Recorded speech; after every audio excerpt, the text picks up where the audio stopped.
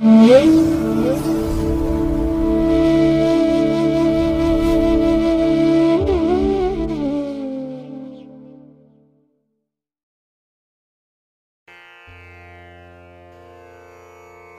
ಮಹಾಗಣಪತೇ ನಮಃ. ಶ್ರೀ ಗುರುಭ್ಯೋ ನಮಃ. ಹರಿ ಓಂ.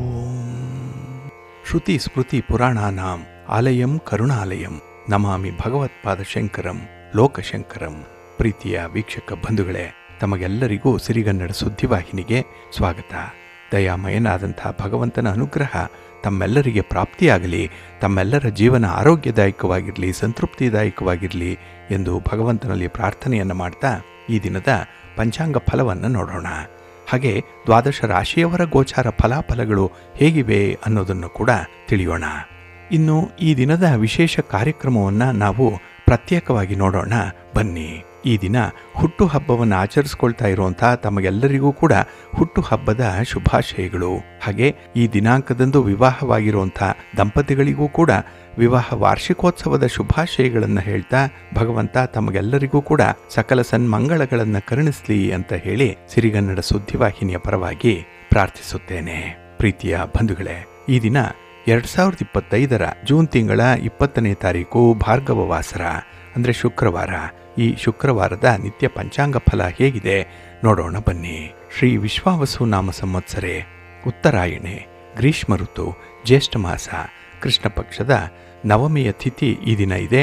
ಇದು ಈ ದಿನ ಬೆಳಿಗ್ಗೆ 6 ಗಂಟೆ 20 ನಿಮಿಷದವರೆಗೆ ಇರಲಿದೆ. ನಂತರ ದಶಮಿ ಆರಂಭ ಆಗುತ್ತೆ. ಈ ದಿನದ ನಕ್ಷತ್ರ ರೇವತಿ ನಕ್ಷತ್ರ. ಇದು ಈ ದಿನ ರಾತ್ರಿ 7 ಗಂಟೆ 2 ನಿಮಿಷದವರೆಗೆ ಇರಲಿದೆ. ನಂತರ ಅಶ್ವಿನಿ ನಕ್ಷತ್ರ ಆರಂಭ ಆಗುತ್ತೆ. ಈ ದಿನದ ಕರ್ಣ ಪೂರ್ವಕರ್ಣ ಗರಜ. ಇದು ಈ ದಿನ ಬೆಳಿಗ್ಗೆ 9 ಗಂಟೆ 52 ನಿಮಿಷದವರೆಗೆ ಇರಲಿದೆ. ನಂತರ ಉತ್ತರ ಕರ್ಣ ವಣಿಜ ಆರಂಭ ಆಗುತ್ತೆ. ಈ ದಿನದ ಯೋಗ ಶೋಭನ ಯೋಗ. ಇದು ಈ ದಿನ ರಾತ್ರಿ 11 ಗಂಟೆ 46 ನಿಮಿಷದವರೆಗೆ ಇರಲಿದೆ. ನಂತರ ಅತಿಗಂಡ ಯೋಗ ಆರಂಭ ಆಗುತ್ತೆ. ಈ ದಿನ ದಿಕ್ಷೂಲೆ ಇರುವಂಥದ್ದು ಪಶ್ಚಿಮ ದಿಕ್ಕಿಗೆ. ಇನ್ನು ಈ ದಿನ ಸೂರ್ಯ ಇರುವಂಥ ರಾಶಿ ಮಿಥುನ, ಚಂದ್ರ ಇರುವಂಥ ರಾಶಿ ಮೀನ. ಹಾಗೆ ಈ ದಿನ ರಾಹುಕಾಲ ಇರುವಂಥ ಸಮಯ ಈ ದಿನ ಬೆಳಿಗ್ಗೆ 10 ಗಂಟೆ 48 ನಿಮಿಷದಿಂದ ಮಧ್ಯಾಹ್ನ 12 ಗಂಟೆ 24 ನಿಮಿಷದವರೆಗೆ. ಗುಳಿಕ ಕಾಲ ಈ ದಿನ ಬೆಳಿಗ್ಗೆ 7 ಗಂಟೆ 36 ನಿಮಿಷದಿಂದ ಬೆಳಿಗ್ಗೆ 9 ಗಂಟೆ 12 ನಿಮಿಷದವರೆಗೆ. ಇನ್ನು ಯಮಗಂಡ ಕಾಲ ಈ ದಿನ ಅಪರಾಹ್ನ 3 ಗಂಟೆ 37 ನಿಮಿಷದಿಂದ ಸಂಜೆ 5 ಗಂಟೆ 13 ನಿಮಿಷದವರೆಗೆ ಇರಲಿದೆ. ಹಾಗೆ ಈ ದಿನ ದುಷ್ಟ ಮುಹೂರ್ತ ಇರುವಂಥ ಸಮಯ ಈ ದಿನ ಬೆಳಿಗ್ಗೆ 8 ಗಂಟೆ 11 ನಿಮಿಷದಿಂದ ಬೆಳಿಗ್ಗೆ 9 ಗಂಟೆ 6 ನಿಮಿಷದವರೆಗೆ. ಇನ್ನು ಮಧ್ಯಾಹ್ನ 12 ಗಂಟೆ 50 ನಿಮಿಷದಿಂದ ಮಧ್ಯಾಹ್ನ 1 ಗಂಟೆ 46 ನಿಮಿಷದವರೆಗೆ ದುಷ್ಟ ಮುಹೂರ್ತದ ಸಮಯ. ಹಾಗಾಗಿ ಈ ಸಮಯದಲ್ಲಿ ಯಾವುದೇ ಪ್ರಯಾಣವನ್ನಾಗಲಿ ಯಾವುದೇ ಶುಭ ಕಾರ್ಯಗಳನ್ನಾಗಲಿ ಆರಂಭ ಮಾಡಬೇಡಿ. ಏಕೆಂದರೆ ಇದರಿಂದ ಬರುವಂತಹ ಫಲಿತಾಂಶಗಳು ನಿಮಗೆ ಅಷ್ಟೊಂದು ಅನುಕೂಲಕರವಾಗಿ ಇರೋದಿಲ್ಲ. ಆದ್ದರಿಂದಲೇ ಈ ದುಷ್ಟ ಮುಹೂರ್ತವನ್ನು ಅವಾಯ್ಡ್ ಮಾಡುವಂಥದ್ದು ತುಂಬ ಉತ್ತಮ. ಇನ್ನು ಈ ದಿನ ಅಭಿಜಿನ್ ಮುಹೂರ್ತ ಇರುವಂಥ ಸಮಯ ಈ ದಿನ ಬೆಳಿಗ್ಗೆ 11 ಗಂಟೆ 54 ನಿಮಿಷದಿಂದ ಮಧ್ಯಾಹ್ನ 12 ಗಂಟೆ 50 ನಿಮಿಷದವರೆಗೆ ಅಭಿಜಿತ್ ಮುಹೂರ್ತ ಇರುವಂಥ ಸಮಯ. ಇನ್ನು ಈ ದಿನ ವಿಶೇಷವಾಗಿ ಅಮೃತ ಕಾಲ ಇರುವಂಥ ಸಮಯ ಈ ದಿನ ರಾತ್ರಿ 7 ಗಂಟೆ 30 ನಿಮಿಷದಿಂದ ರಾತ್ರಿ 8 ಗಂಟೆ 59 ನಿಮಿಷದವರೆಗೆ ಅಮೃತ ಕಾಲದ ಸಮಯ. ಇನ್ನು ಈ ದಿನ ಸೂರ್ಯೋದಯ ಆಗುವಂಥ ಸಮಯ ಈ ದಿನ ಪ್ರಾತಃ ಕಾಲ 5 ಗಂಟೆ 52 ನಿಮಿಷಕ್ಕೆ, ಸೂರ್ಯಾಸ್ತ ಸಂಜೆ 6 ಗಂಟೆ 47 ನಿಮಿಷಕ್ಕೆ. ಇನ್ನು ಈ ದಿನ ಚಂದ್ರನ ಬಲ ಇರುವಂಥ ರಾಶಿಗಳು ಅಂತ ಹೇಳಿದ್ರೆ ವೃಷಭ, ಮಿಥುನ, ಕನ್ಯಾ, ತುಲಾ, ಮಕರ ಮತ್ತು ಮೀನ. ಈ 6 ರಾಶಿಯವರಿಗೆ ಗೋಚಾರದಲ್ಲಿ ಚಂದ್ರನಿಂದ ಶುಭ ಫಲಗಳ ಯೋಗ ಇರುತ್ತೆ. ಇನ್ನು ಉಳಿದ 6 ರಾಶಿಯವರಿಗೆ ಮಿಶ್ರ ಫಲದ ಯೋಗ ಇರುತ್ತೆ. ಅದನ್ನು ಮುಂದೆ ದ್ವಾದಶ ರಾಶಿಯವರ ಗೋಚಾರ ಫಲಗಳನ್ನು ನೋಡುವಂತಹ ಸಂದರ್ಭದಲ್ಲಿ ಮತ್ತಷ್ಟು ವಿಚಾರಗಳನ್ನು ತಿಳ್ಕೊಳ್ಳೋಣ. ಇನ್ನು ಈ ದಿನದ ಹೊರಾದ ಅಧಿಪತಿ ಶುಕ್ರ. ಇಲ್ಲಿ ಶುಕ್ರ ಅಂತ ಹೇಳಿದ್ರೆ ಪ್ರೀತಿಗೆ ಪ್ರೇಮಕ್ಕೆ ಕಾರಕನಾಗಿರುವಂಥವನು, ಮನರಂಜನೆಗೆ ಕಾರಕ. ಹಾಗೆ ಈ ಪ್ರೇಮಿಗಳಿಗೆ ಪ್ರಣಯಕ್ಕೆ ಬಹಳ ವಿಶೇಷವಾದಂತಹ ಅನುಕೂಲತೆಗಳು ಈ ದಿನ ಇರುತ್ತೆ. ಹಾಗಾಗಿ ಈ ದಿನ ಮನಸ್ಸಿಗೆ ತುಂಬ ಸಂತೋಷ ಉಂಟಾಗುವಂತಹ ಸಂದರ್ಭಗಳಿದೆ. ಮನರಂಜನೆಗೂ ಕೂಡ ಉತ್ತಮ ಅವಕಾಶಗಳಿದೆ. ಹಾಗೆ ಸೌಂದರ್ಯಕ್ಕೆ, ಆಡಂಬರಕ್ಕೆ, ಸಂಗೀತಕ್ಕೆ, ನೃತ್ಯಕ್ಕೆ, ವಿವಾಹಕ್ಕೆ, ಫಲವತ್ತತೆಗೂ ಕೂಡ ಶುಕ್ರ ಕಾರಕನಾಗಿರ್ತಾನೆ. ಹಾಗಾಗಿ ಈ ದಿನ ನಿಮ್ಮ ಮನಸ್ಸಿಗೆ ಮುದ ಕೊಡುವಂಥ, ಸಂತೋಷ ಕೊಡುವಂಥ ವಿದ್ಯಮಾನಗಳೇ ಜರುಗುವಂಥದ್ದಿದೆ. ಹಾಗೆ ಮನೆಗೆ ವಾಹನಕ್ಕೆ, ದ್ರವ್ಯಕ್ಕೆ ಕಾರಕನಾಗಿರುವಂಥವನು ಶುಕ್ರ. ಹಾಗಾಗಿ ಈ ದಿನ ತುಂಬ ಅನುಕೂಲತೆಗಳಿರುತ್ತೆ, ತುಂಬ ಕಂಫರ್ಟ್ ಝೋನಲ್ಲಿರುವಂಥ ಸಂದರ್ಭಗಳು ಕೂಡ ಇದೆ. ಹಾಗಾಗಿ ನಿಮ್ಮ ಜೀವನಕ್ಕೆ ಬೇಕಾಗಿರುವಂಥ ಮೂಲಭೂತ ಸೌಕರ್ಯಗಳೇನಿದೆ ಅದನ್ನು ನೀವು ಒದಗಿಸ್ಕೊಳ್ಳಿಕ್ಕೆ, ಹಾಗೆ ಪ್ರೀತಿ ಪ್ರೇಮದ ವಿಚಾರದಲ್ಲಿ ಅದ್ಭುತವಾದಂತಹ ಯಶಸ್ಸನ್ನು ಸಾಧಿಸಲಿಕ್ಕೆ ಉತ್ತಮ ಅವಕಾಶಗಳನ್ನು ನೀವು ಹೊಂದುವಂತಹ ಸಾಧ್ಯತೆಗಳಿದೆ. ಆದರೆ ಇದಕ್ಕೆ ಸಂಬಂಧಪಟ್ಟಂತಹ ಕೆಲಸ ಕಾರ್ಯಗಳನ್ನು ಈ ದಿನ ಇರುವಂತಹ ಗುರು ಹೋರಾದಲ್ಲಿ ಆರಂಭ ಮಾಡಿದ್ರೆ ಒಳ್ಳೆಯ ಫಲಿತಾಂಶ ಏನೋ ಸಿಕ್ಕತ್ತೆ. ಆದರೆ ಈ ದಿನ ಬೆಳಗಿನ ಅವಧಿಯಲ್ಲಿ ಇರುವಂತಹ ಗುರುಹೋರದ ಸಮಯದಲ್ಲಿ ರಾಹುಕಾಲ ಇರುತ್ತೆ. ಇದನ್ನು ಸ್ವಲ್ಪ ನೋಡಿಕೊಂಡು ಅನುಸರಣೆ ಮಾಡಬೇಕಾಗತ್ತೆ. ಹಾಗಾಗಿ ಈ ದಿನ ಗುರುಹೋರ ಇರುವಂಥ ಸಮಯ ಈ ದಿನ ಬೆಳಿಗ್ಗೆ 10 ಗಂಟೆ 10 ನಿಮಿಷದಿಂದ ಬೆಳಿಗ್ಗೆ 11 ಗಂಟೆ 15 ನಿಮಿಷದವರೆಗೆ, ಇನ್ನು ಸಂಜೆ 5 ಗಂಟೆ 41 ನಿಮಿಷದಿಂದ ಸಂಜೆ 6 ಗಂಟೆ 46 ನಿಮಿಷದವರೆಗೆ, ಹಾಗೆ ರಾತ್ರಿ 12 ಗಂಟೆ 19 ನಿಮಿಷದಿಂದ ರಾತ್ರಿ 1 ಗಂಟೆ 15 ನಿಮಿಷದವರೆಗೆ ಗುರುಹೋರ ಇರುವಂಥ ಸಮಯ.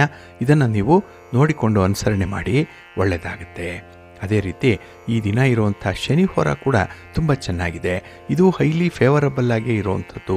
ಅದರಲ್ಲೂ ಕಬ್ಬಿಣದ ವ್ಯಾಪಾರಿಗಳು, ಕಲ್ಲಿನ ವ್ಯಾಪಾರಿಗಳು ವಿಶೇಷವಾದಂಥ ಅನುಕೂಲತೆಗಳನ್ನು ಪಡ್ಕೊಳ್ಳುವಂಥ ದಿನ ಇದು. ಹಾಗೆ ಜುಡಿಷಿಯರಿ ಜಡ್ಜ್ಮೆಂಟ್ ವಿಚಾರದಲ್ಲಿ, ನ್ಯಾಯಾಲಯದ ಪ್ರಕರಣದಲ್ಲೂ ಕೂಡ ನಿಮಗೆ ತುಂಬ ಅನುಕೂಲತೆಗಳು ಇರುತ್ತೆ ಈ ಶನಿ ಹೋರಾದಲ್ಲಿ ಇಂತಹ ಕೆಲಸಗಳನ್ನು ಆರಂಭ ಮಾಡೋದ್ರಿಂದ. ಹಾಗಾಗಿ ಶನಿ ಹೋರ ಇರುವಂಥ ಸಮಯ ಈ ದಿನ ಬೆಳಿಗ್ಗೆ 9 ಗಂಟೆ 6 ನಿಮಿಷದಿಂದ ಬೆಳಿಗ್ಗೆ 10 ಗಂಟೆ 10 ನಿಮಿಷದವರೆಗೆ, ಇನ್ನು ಅಪರಾಹ್ನ 4 ಗಂಟೆ 37 ನಿಮಿಷದಿಂದ ಸಂಜೆ 5 ಗಂಟೆ 41 ನಿಮಿಷದವರೆಗೆ, ಹಾಗೆ ರಾತ್ರಿ 11 ಗಂಟೆ 23 ನಿಮಿಷದಿಂದ ರಾತ್ರಿ 12 ಗಂಟೆ 19 ನಿಮಿಷದವರೆಗೆ ಶನಿ ಹೋರ ಇರುವಂತಹ ಸಮಯ. ಇದನ್ನು ನೀವು ಅನುಸರಣೆ ಮಾಡಬಹುದು, ಒಳ್ಳೆಯದಾಗತ್ತೆ. ಹಾಗೆ ಈ ದಿನ ಇರುವಂಥ ಚಂದ್ರ ಹೋರ ಕೂಡ ಬಹಳ ಚೆನ್ನಾಗಿದೆ. ಅದರಲ್ಲೂ ಹಾಲು, ನೀರು, ಎಣ್ಣೆ, ಪೆಟ್ರೋಲ್, ಕೆಮಿಕಲ್ಸ್ ಇತ್ಯಾದಿ ದ್ರವ ಪದಾರ್ಥಗಳನ್ನು ಮಾರಾಟ ಮಾಡುವಂಥವ್ರಿಗೆ, ಖರೀದಿ ಮಾಡುವಂಥವ್ರಿಗೂ ಕೂಡ ತುಂಬ ಅನುಕೂಲತೆಗಳಿದೆ. ಇನ್ನು ಈ ಹೋಟೆಲ್ಗಳಲ್ಲಿ, ರೆಸ್ಟೋರೆಂಟ್ಗಳಲ್ಲಿ ಕೆಲಸ ಮಾಡುವಂಥವ್ರಿಗೂ ಅನುಕೂಲ ಇದೆ. ಹೋಟೆಲ್ ಬಿಸ್ನೆಸ್ ಕೂಡ ಈ ದಿನ ತುಂಬ ಚೆನ್ನಾಗಿ ನಡೆಯುತ್ತೆ. ಹಾಗಾಗಿ ಈ ಚಂದ್ರ ಹೋರಾದಲ್ಲಿ ನೀವು ಇಂತಹ ಕೆಲಸಗಳನ್ನು ಆರಂಭ ಮಾಡ್ಬೋದು. ಇದು ಈ ದಿನ ಬೆಳಿಗ್ಗೆ 8 ಗಂಟೆ 1 ನಿಮಿಷದಿಂದ ಬೆಳಿಗ್ಗೆ 9 ಗಂಟೆ 6 ನಿಮಿಷದವರೆಗೆ, ಇನ್ನು ಅಪರಾಹ್ನ 3 ಗಂಟೆ 32 ನಿಮಿಷದಿಂದ ಅಪರಾಹ್ನ 4 ಗಂಟೆ 37 ನಿಮಿಷದವರೆಗೆ, ಇನ್ನು ರಾತ್ರಿ 10 ಗಂಟೆ 28 ನಿಮಿಷದಿಂದ ರಾತ್ರಿ 11 ಗಂಟೆ 23 ನಿಮಿಷದವರೆಗೆ ಚಂದ್ರಹೋರ ಇರುವಂಥ ಸಮಯ. ಇದನ್ನು ನೀವು ಅನುಸರಣೆ ಮಾಡ್ಬೋದು, ಒಳ್ಳೆಯದಾಗತ್ತೆ. ಆದರೆ ಈ ದಿನ ಇರುವಂಥ ರವಿ ಹೋರ ಸ್ವಲ್ಪ ಅನ್ಫೇವರಬಲ್ ಆಗಿರುತ್ತೆ. ಇದನ್ನು ನೀವು ಅವಾಯ್ಡ್ ಮಾಡಬೇಕು. ಅದರಲ್ಲೂ ರಾಜಕಾರಣಿಗಳು ಯಾವುದೇ ಚಟುವಟಿಕೆಗಳನ್ನಾಗಲಿ, ಯಾವುದೇ ರೀತಿಯ ಪ್ರಯಾಣವನ್ನಾಗಲಿ ಈ ರವಿ ಹೋರಾದಲ್ಲಿ ಆರಂಭ ಮಾಡಬೇಡಿ. ಇನ್ನು ಸರ್ಕಾರದ ಮಟ್ಟದಲ್ಲಿ ಆಗಬೇಕಾಗಿರುವಂತಹ ಕೆಲಸ ಕಾರ್ಯಗಳನ್ನು ಫಾಲೋ ಅಪ್ ಮಾಡುವಂಥ ವಿಚಾರ ಇದ್ದರೂ ಕೂಡ ರವಿ ಹೋರಾದಲ್ಲಿ ಬೇಡ. ಇನ್ನು ರಾಜಕಾರಣಿಗಳನ್ನು ಭೇಟಿ ಮಾಡಬೇಕು, ಗಣ್ಯರನ್ನು ಭೇಟಿ ಮಾಡಬೇಕು, ಸರ್ಕಾರದ ಮಟ್ಟದ ಅಧಿಕಾರಿಗಳನ್ನು ಭೇಟಿ ಮಾಡಬೇಕು. ಇದನ್ನು ಕೂಡ ರವಿ ಹೋರಾದಲ್ಲಿ ಮಾಡಬೇಡಿ. ಇದು ಈ ದಿನ ಬೆಳಿಗ್ಗೆ 4 ಗಂಟೆ 57 ನಿಮಿಷದಿಂದ ಬೆಳಿಗ್ಗೆ 5 ಗಂಟೆ 53 ನಿಮಿಷದವರೆಗೆ, ಹಾಗೆ ಮಧ್ಯಾಹ್ನ 12 ಗಂಟೆ 19 ನಿಮಿಷದಿಂದ ಮಧ್ಯಾಹ್ನ 1 ಗಂಟೆ 23 ನಿಮಿಷದವರೆಗೆ, ಇನ್ನು ರಾತ್ರಿ 7 ಗಂಟೆ 41 ನಿಮಿಷದಿಂದ ರಾತ್ರಿ 8 ಗಂಟೆ 37 ನಿಮಿಷದವರೆಗೆ ರವಿ ಹೋರ ಇರುವಂಥ ಸಮಯ. ಇದನ್ನು ಸ್ವಲ್ಪ ಅವಾಯ್ಡ್ ಮಾಡ್ಕೊಳ್ಳಿ, ಒಳ್ಳೆಯದಾಗತ್ತೆ. ಹಾಗಾಗಿ ಬಂಧುಗಳೇ, ನಿಮ್ಮ ಕೆಲಸ ಕಾರ್ಯಗಳನ್ನು ಒಳ್ಳೆಯ ಸಮಯದಲ್ಲಿ ಆರಂಭ ಮಾಡಿ, ಒಳ್ಳೆಯ ಹೊರದಲ್ಲಿ ಆರಂಭ ಮಾಡಿ, ಒಳ್ಳೆಯ ಫಲ ನಿಮಗೆ ಸಿಕ್ಕತ್ತೆ. ಅದಕ್ಕಾಗಿಯೇ ಸಿರಿಗನ್ನಡ ಸುದ್ದಿವಾಹಿನಿ ಪ್ರತಿನಿತ್ಯ ಪ್ರಸಾರ ಮಾಡುವಂಥ ಈ ಪಂಚಾಂಗದ ವಿವರಗಳನ್ನು ಕೇಳಿಸ್ಕೊಳ್ಳಿ. ಇದರಲ್ಲಿ ನಿಮಗೆ ಬೇಕಾದಂತಹ ಎಲ್ಲ ಮಾಹಿತಿಗಳು ಸಿಕ್ಕತ್ತೆ. ಇದನ್ನು ನೀವು ನಿತ್ಯ ಅನುಸರಣೆ ಮಾಡೋದ್ರಿಂದ ನಿಮ್ಮ ಪ್ರಯತ್ನ ಯಶಸ್ವಿಯಾಗುತ್ತೆ, ಒಳ್ಳೆಯ ಫಲಿತಾಂಶವನ್ನು ಪಡ್ಕೊಳ್ತೀರಿ, ಒಳ್ಳೆಯದಾಗತ್ತೆ. ಪ್ರೀತಿಯ ಬಂಧುಗಳೇ, ಈ ದಿನದ ವಿಶೇಷ ಕಾರ್ಯಕ್ರಮದಲ್ಲಿ ನಾವು ತಿನ್ನುವಂಥ ಆಹಾರದ ಬಗ್ಗೆ ಕೆಲವೊಂದು ಮಾಹಿತಿಗಳನ್ನು ನೋಡೋಣ. ಸಾಮಾನ್ಯವಾಗಿ ನಮ್ಮ ಹಿರಿಯರು ಹೇಳುವಂಥ ಮಾತು, ಊಟ ಬಲ್ಲವನಿಗೆ ರೋಗ ಇಲ್ಲ ಅಂತ ಹೇಳಿ. ಯಾರು ಚೆನ್ನಾಗಿ ಊಟ ಮಾಡ್ತಾರೆ ಅಂಥವ್ರಿಗೆ ರೋಗ ಬರಲ್ಲ. ಏಕೆಂದರೆ ತಿಂದ ಆಹಾರ ಚೆನ್ನಾಗಿ ಪಚನ ಆಗುತ್ತೆ. ಆ ಪಚನವಾದದ್ದು ರಕ್ತಗತವಾಗುತ್ತೆ. ರಕ್ತ ಹಿಮೋಗ್ಲೋಬಿನನ್ನು ಕೊಟ್ಟಾಗ ಅದು ಶಕ್ತಿಗೆ ಪರಿವರ್ತನೆ ಆಗುತ್ತೆ. ಹಾಗಾಗಿ ಮನುಷ್ಯ ಆರೋಗ್ಯವಾಗಿರ್ತಾನೆ, ಎಲ್ಲ ಚಟುವಟಿಕೆಗಳನ್ನು ಮಾಡಲಿಕ್ಕೂ ಕೂಡ ಸಮರ್ಥನಾಗ್ತಾನೆ ಅನ್ನುವಂಥದ್ದು. ಹಾಗಾಗಿ ಆಹಾರ ಬಹಳ ಮುಖ್ಯ. ಪ್ರತಿಯೊಂದು ಜೀವಿಯೂ ಕೂಡ ಆಹಾರಕ್ಕಾಗಿಯೇ ಹೋರಾಟ ಮಾಡುವಂಥದ್ದು, ಅದೇ ಜೀವನ. ಕೆಲವು ಪ್ರಾಣಿ ಪಕ್ಷಿಗಳಂತೂ ಆಹಾರವನ್ನು ಸಂಪಾದನೆ ಮಾಡಿಕೊಂಡ್ರೆ ಅದೇ ಜೀವನವಾಗುತ್ತೆ. ಆದರೆ ಮನುಷ್ಯ ವರ್ಗಕ್ಕೆ ಆಹಾರದ ಸಂಪಾದನೆಯ ಜೊತೆಗೆ ಬೇರೆ ಬೇರೆ ರೀತಿಯ ಅವಶ್ಯಕತೆಗಳು ಕೂಡ ಇದೆ. ಆಸೆ, ಅತಿ ಆಸೆ, ದುರಾಸೆಗಳೂ ಇರೋದ್ರಿಂದಲೇ ಮಾನವ ಹೆಚ್ಚು ಹೆಚ್ಚು ಕಷ್ಟಪಡ್ತಾನೆ ಅನ್ನುವಂಥ ಒಂದು ವಿಚಾರ ಇದೆ. ಆದರೆ ಇಲ್ಲಿ ನಾವು ವಿಶೇಷವಾಗಿ ನೋಡುವಂಥದ್ದು ನಾವು ತೆಗೆದುಕೊಳ್ಳುವಂಥ ಆಹಾರದ ಬಗ್ಗೆ. ಇಲ್ಲಿ ಆಹಾರಕ್ಕೆ 2 ರೀತಿಯ ಅರ್ಥ ಇದೆ. ಒಂದು ಲೌಕಿಕವಾಗಿ ಇರುವಂಥ ಅರ್ಥ, ಇನ್ನೊಂದು ಅಲೌಕಿಕವಾಗಿರುವಂಥ ಅರ್ಥ. ಇಲ್ಲಿ ಲೌಕಿಕವಾಗಿ ನಾವು ಪ್ರತಿದಿನ ಸೇವಿಸುವಂಥ ಆಹಾರ ಏನಿದೆ ಅದು ಶಕ್ತಿಯುತವಾಗಿರಬೇಕು, ಎಲ್ಲ ವಿಟಮಿನ್ಗಳು ಕೂಡ ಅದರಲ್ಲಿ ಸೇರಿರಬೇಕು, ನಿಯಮಿತವಾಗಿರಬೇಕು, ಹಿತವಾಗಿರಬೇಕು, ಮಿತವಾಗಿರಬೇಕು, ಹಾಗೆ ತುಂಬ ಬ್ಯಾಲೆನ್ಸ್ಡ್ ಆಗಿರಬೇಕು. ಅಂದರೆ ಎಲ್ಲ ಪೌಷ್ಟಿಕಾಂಶಗಳು ಕೂಡ ಅದರಲ್ಲಿ ಸೇರಿರಬೇಕು ಅನ್ನುವಂಥ ವಿಚಾರ. ಹಾಗೆ ಅದನ್ನು ಹಿತಮಿತವಾಗಿ ನಾವು ಸೇವನೆ ಮಾಡಿದಾಗ ಆರೋಗ್ಯದ ಬದುಕು ನಮ್ಮದಾಗತ್ತೆ. ಅನಾವಶ್ಯಕವಾಗಿ ಹೆಚ್ಚು ತಿನ್ನಬಾರದು. ಆ ರೀತಿ ಊಟವನ್ನು ಯಾರು ಮಾಡಲಿಕ್ಕೆ ಕಲ್ತ್ಕೊಂಡಿದ್ದಾರೆ ಅಂಥವ್ರಿಗೆ ರೋಗಗಳು ಬರದಂತೆ ತಡೆಯುವಂಥ ಒಂದು ಶಕ್ತಿ ಇರುತ್ತೆ. ಇದು ಈ ಊಟ ಬಲ್ಲವನಿಗೆ ರೋಗ ಇಲ್ಲ ಅನ್ನುವಂಥ ಒಂದು ಮಾತಿನ ಅರ್ಥ ಇದು. ಇದನ್ನು ವೈದ್ಯರು ಕೂಡ ಹೇಳ್ತಾರೆ, ವೈದ್ಯರ ಮಾತು ಕೂಡ ಇದೆ, ಮನೆಯಲ್ಲಿರುವಂಥ ಹಿರಿಯರ ಉಪದೇಶ ಕೂಡ ಇದೆ. ಹಾಗೆ ಸಮತೋಲನವಾದ ಆಹಾರವನ್ನು ತೆಗೆದುಕೊಳ್ಳುವಂಥದ್ದು ನಮ್ಮ ಆಯ್ಕೆಗೆ ಬಿಟ್ಟಂತಹ ವಿಚಾರ. ಹಾಗೆ ಈ ಊಟದ ಬಗ್ಗೆ ಇರುವಂಥ ಇನ್ನೊಂದು ಮುಖವನ್ನು ನೋಡಿದ್ರೆ ಅದು ಅಲೌಕಿಕವಾದಂಥ ವಿಚಾರ. ಇಲ್ಲಿ ಆಧ್ಯಾತ್ಮಿಕ ಚಿಂತನೆ ಇದೆ. ಅದರಲ್ಲೂ ಹರಿಕಥಾ ಅಮೃತ ಸಾರದಲ್ಲಿ ಹೇಳುವಂತೆ ಈ ಪರಿಯ ಲರಿ ತುಂಬ ನರ ನಿರಾಮಯ ಅಂತ ಹೇಳ್ತಾರೆ. ಇಲ್ಲಿ ಆಮಯ ಅಂತ ಹೇಳಿದ್ರೆ ರೋಗ ರುಜಿನಗಳು, ರೋಗಿ ಅನ್ನುವಂಥ ಅರ್ಥ. ಇಲ್ಲಿ ನಿರಾಮಯ ಅಂತ ಹೇಳಿದ್ರೆ ನಿರೋಗಿ, ಆರೋಗ್ಯವಂತ ಅನ್ನುವಂಥ ಅರ್ಥ ಇದೆ. ಹಾಗಾಗಿನೇ ಇಲ್ಲಿ ನಿತ್ಯ ಊಟ ಮಾಡುವಂಥದ್ದು ಪ್ರತಿಯೊಬ್ಬರ ಆದ್ಯ ಅವಶ್ಯಕತೆಯಾಗಿ ಇರುವಂಥದ್ದು. ಇದು ಬೇಸಿಕ್ ನೀಡ್, ಇದು ಊಟ ಅನ್ನುವಂಥದ್ದು. ಹಾಗಾಗಿ ನಾವು ಪ್ರತಿನಿತ್ಯ ಸೇವಿಸುವಂಥ ಊಟ ಏನಿದೆ ಇದನ್ನು ನಾವು ಮಾಧವನಿಗೆ ಸಮರ್ಪಣೆ ಮಾಡಿಬಿಟ್ರೆ, ಕೃಷ್ಣನಿಗೆ ಸಮರ್ಪಣೆ ಮಾಡಿಬಿಟ್ರೆ ನಮಗೆ ಅದೇ ಆಹಾರ ಪ್ರಸಾದವಾಗಿ ಪರಿಣಮಿಸುತ್ತೆ. ಹಾಗಾಗಿ ನಾವು ಮಾಡುವಂಥ ಊಟವನ್ನು ಭಗವಂತನಿಗೆ ಸಮರ್ಪಣೆ ಮಾಡಿ ಉಂಡರೆ ಅದು ನಮಗೆ ಪುಣ್ಯವನ್ನು ತಂದು ಕೊಡುತ್ತೆ. ಒಂದು ವೇಳೆ ಸಮರ್ಪಣೆ ಮಾಡದೇ ಇದ್ದರೆ ನಮಗೆ ನಷ್ಟ ಉಂಟಾಗತ್ತೆ ಅನ್ನುವಂಥ ಒಂದು ವಿಚಾರ. ಹಾಗಾಗಿ ಅನಾಯಾಸವಾಗಿ ಬರುವಂಥ ಪುಣ್ಯವನ್ನು ಯಾಕೆ ಕಳ್ಕೊಳ್ಬೇಕು? ಅಡುಗೆ ಮಾಡಿದ ಕೂಡಲೇ ಅದನ್ನು ಭಗವಂತನಿಗೆ ಸಮರ್ಪಣೆ ಮಾಡಿ ನಂತರ ಅದನ್ನು ಮನೆ ಮಂದಿ ಎಲ್ಲ ಊಟ ಮಾಡಿದ್ರೆ ಅದು ಪ್ರಸಾದವಾಗಿ ಪರಿಣಮಿಸುತ್ತೆ ಅನ್ನುವಂಥದ್ದನ್ನು ಶಾಸ್ತ್ರ ಹೇಳುತ್ತೆ. ಇದನ್ನು ಅನುಸಂಧಾನ ಮಾಡಬೇಕು, ಪ್ರತಿನಿತ್ಯ ಅನುಷ್ಠಾನ ಮಾಡಬೇಕು. ಹಾಗಾಗಿನೇ ಈ ಅನ್ನವನ್ನೇ ಅಂದರೆ ನಾವು ಮಾಡುವಂಥ ಊಟವನ್ನೇ ಭೋಜನ ಯಜ್ಞ ಅಂತ ಹೇಳಿ ಕರೆದಿದ್ದಾರೆ. ಇದು ವೈಶ್ವಾನರ ಯಜ್ಞ. ಇದು ಅದು ನಿಜ ಕೂಡ. ಯಾಕೆಂದರೆ ಪರಮಾತ್ಮನಿಗೆ ಸಮರ್ಪಣೆ ಮಾಡಿ ಅದನ್ನು ನೈವೇದ್ಯವನ್ನಾಗಿಸಿ ನಂತರ ಅದನ್ನು ಉಪಯೋಗಿಸಬೇಕು ಅನ್ನುವಂಥದ್ದು. ಹಾಗಾಗಿ ಎಷ್ಟೋ ಮನೆಗಳಲ್ಲಿ ಆ ದಿನ ತಯಾರಿಸಿದಂಥ ಆಹಾರ ಪದಾರ್ಥಗಳನ್ನೇ ದೇವರಿಗೆ ನೈವೇದ್ಯ ಮಾಡಿ ಅದನ್ನು ಮನೆ ಮಂದಿ ಎಲ್ಲ ಊಟ ಮಾಡುವಂಥದ್ದು ಇದೆ. ಇಲ್ಲಿ ಕಪಿಲ ನಾಮಕ ಪರಮಾತ್ಮ ನಾವು ಮಾಡುವಂತಹ ಆಹಾರ ಪದಾರ್ಥಗಳನ್ನು ಕಣ್ಣಿನಲ್ಲಿ ನೋಡ್ತಾನೆ. ತನ್ನ ನೋಟದಿಂದಲೇ ಆ ಸ್ವಾಕ್ಯ ರಸವನ್ನು ಸ್ವೀಕಾರ ಮಾಡ್ತಾನೆ.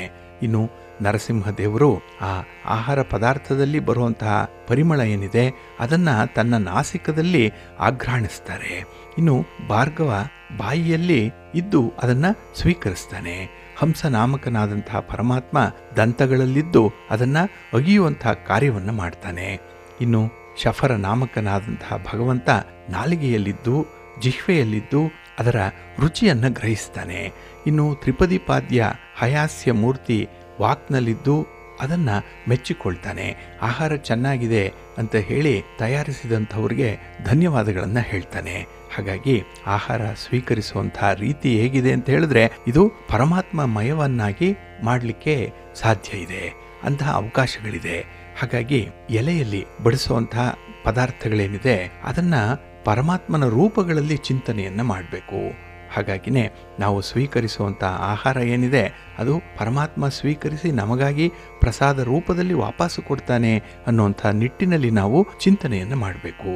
ಇನ್ನು ಯಾವ ಯಾವ ಪದಾರ್ಥಗಳಲ್ಲಿ ಭಗವಂತ ಇದ್ದಾನೆ ಅಂತ ಹೇಳಿದ್ರೆ ಇಲ್ಲಿ ಮಾಯಾಪತಿ ವಾಸುದೇವ ಅನ್ನದಲ್ಲಿ ಇರ್ತಾನೆ, ಜಯಾಪತಿಯಾದಂತಹ ಸಂಕರ್ಷಣ ಸುಭಕ್ಷಗಳಲ್ಲಿ ಇರ್ತಾನೆ, ಇನ್ನು ಕೃತಿಪತಿ ಪ್ರದ್ಯುಮ್ನ ಪರಮಾನ್ನದಲ್ಲಿ ಇರ್ತಾನೆ, ಹಾಗೆ ಶಾಂತಿಪತಿಯಾದಂತಹ ಅನಿರುದ್ಧ ಘೃತದೊಳಗೆ ಇರ್ತಾನೆ, ಇನ್ನು ರಮಾರಮಣನಾದಂತಹ ಪರಮಾತ್ಮ ಸೂಪದಲ್ಲಿ ಇರ್ತಾನೆ. ಹಾಗೆ ಈ ರೀತಿ ಬೇರೆ ಬೇರೆ ಭಕ್ಷ್ಯಗಳಲ್ಲಿ ಪರಮಾತ್ಮನ ಸಾನ್ನಿಧ್ಯ ಇರುತ್ತೆ.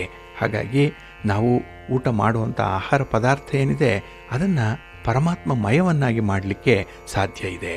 ಇದು ನೈವೇದ್ಯ ಅಂತ ಅನ್ನಿಸ್ಕೊಳ್ತು ನಾವು ಮಾಡುವಂಥ ಈ ಆಹಾರ ಪದಾರ್ಥಗಳನ್ನು ಭಗವಂತನಿಗೆ ಸಮರ್ಪಣೆ ಮಾಡಿದಾಗ. ಇನ್ನು ಊಟದ ಪ್ರಕ್ರಿಯೆಯಲ್ಲಿ ಹರಿಚಿಂತನೆಯನ್ನು ಹೇಗೆ ಮಾಡುವಂಥದ್ದು, ಆಹಾರ ಏನೋ ಸಿದ್ಧ ಆಯಿತು, ಪರಮಾತ್ಮನಿಗೆ ನಿವೇದನೆ ಆಯಿತು, ಅದು ಪ್ರಸಾದ ರೂಪವಾಗಿ ನಮ್ಮ ಮುಂದೆ ಬಂತು, ಅದನ್ನು ಯಾವ ರೀತಿಯಲ್ಲಿ ಚಿಂತನೆ ಮಾಡಬೇಕು ಅಂತ ಹೇಳಿದ್ರೆ, ನಾವು ಸೇವನೆ ಮಾಡಿದಂಥ ಆಹಾರ ಜಠರವನ್ನು ಸೇರುತ್ತೆ. ಅಲ್ಲಿ ಸ್ಥಳ ಬೇಕು ಪಚನ ಕ್ರಿಯೆಗೆ, ಅದು ಆ ಸ್ಥಳವನ್ನು ಕೊಡುವಂಥವನು ವಾಸುದೇವ. ಹಾಗಾಗಿ ಪರಮಾತ್ಮ ದೇವ ರೂಪದಲ್ಲಿ ಅಲ್ಲಿ ಅವಕಾಶವನ್ನು ಕೊಡ್ತಾನೆ. ಹಾಗೆ ಆಹಾರಕ್ಕೆ ಒಳಗೆ ಸ್ಥಳವಿಲ್ಲದೆ ಇದ್ದರೆ ಅದು ಪಚನ ಆಗಲ್ಲ, ಅಜೀರ್ಣ ಆಗುತ್ತೆ, ಹೊಟ್ಟೆ ನೋವು ಬರುತ್ತೆ. ಹಾಗಾಗಿ ಪರಮಾತ್ಮ ವಾಸುದೇವ ನಮಗೆ ಅಲ್ಲಿ ಸಹಾಯಕನಾಗಿ ನಿಲ್ತಾನೆ. ಇನ್ನು ಮತ್ತೆ ಸಂಕರ್ಷಣ ಪ್ರದ್ಯುಮ್ನ ರೂಪಗಳಲ್ಲಿ ಅವರಲ್ಲೇ ಇದ್ದು ಉಣ್ಣುವಂತಹ ಶಕ್ತಿಯನ್ನು ಕೊಟ್ಟು ಉಂಡು ಉಣಿಸ್ತಾನೆ.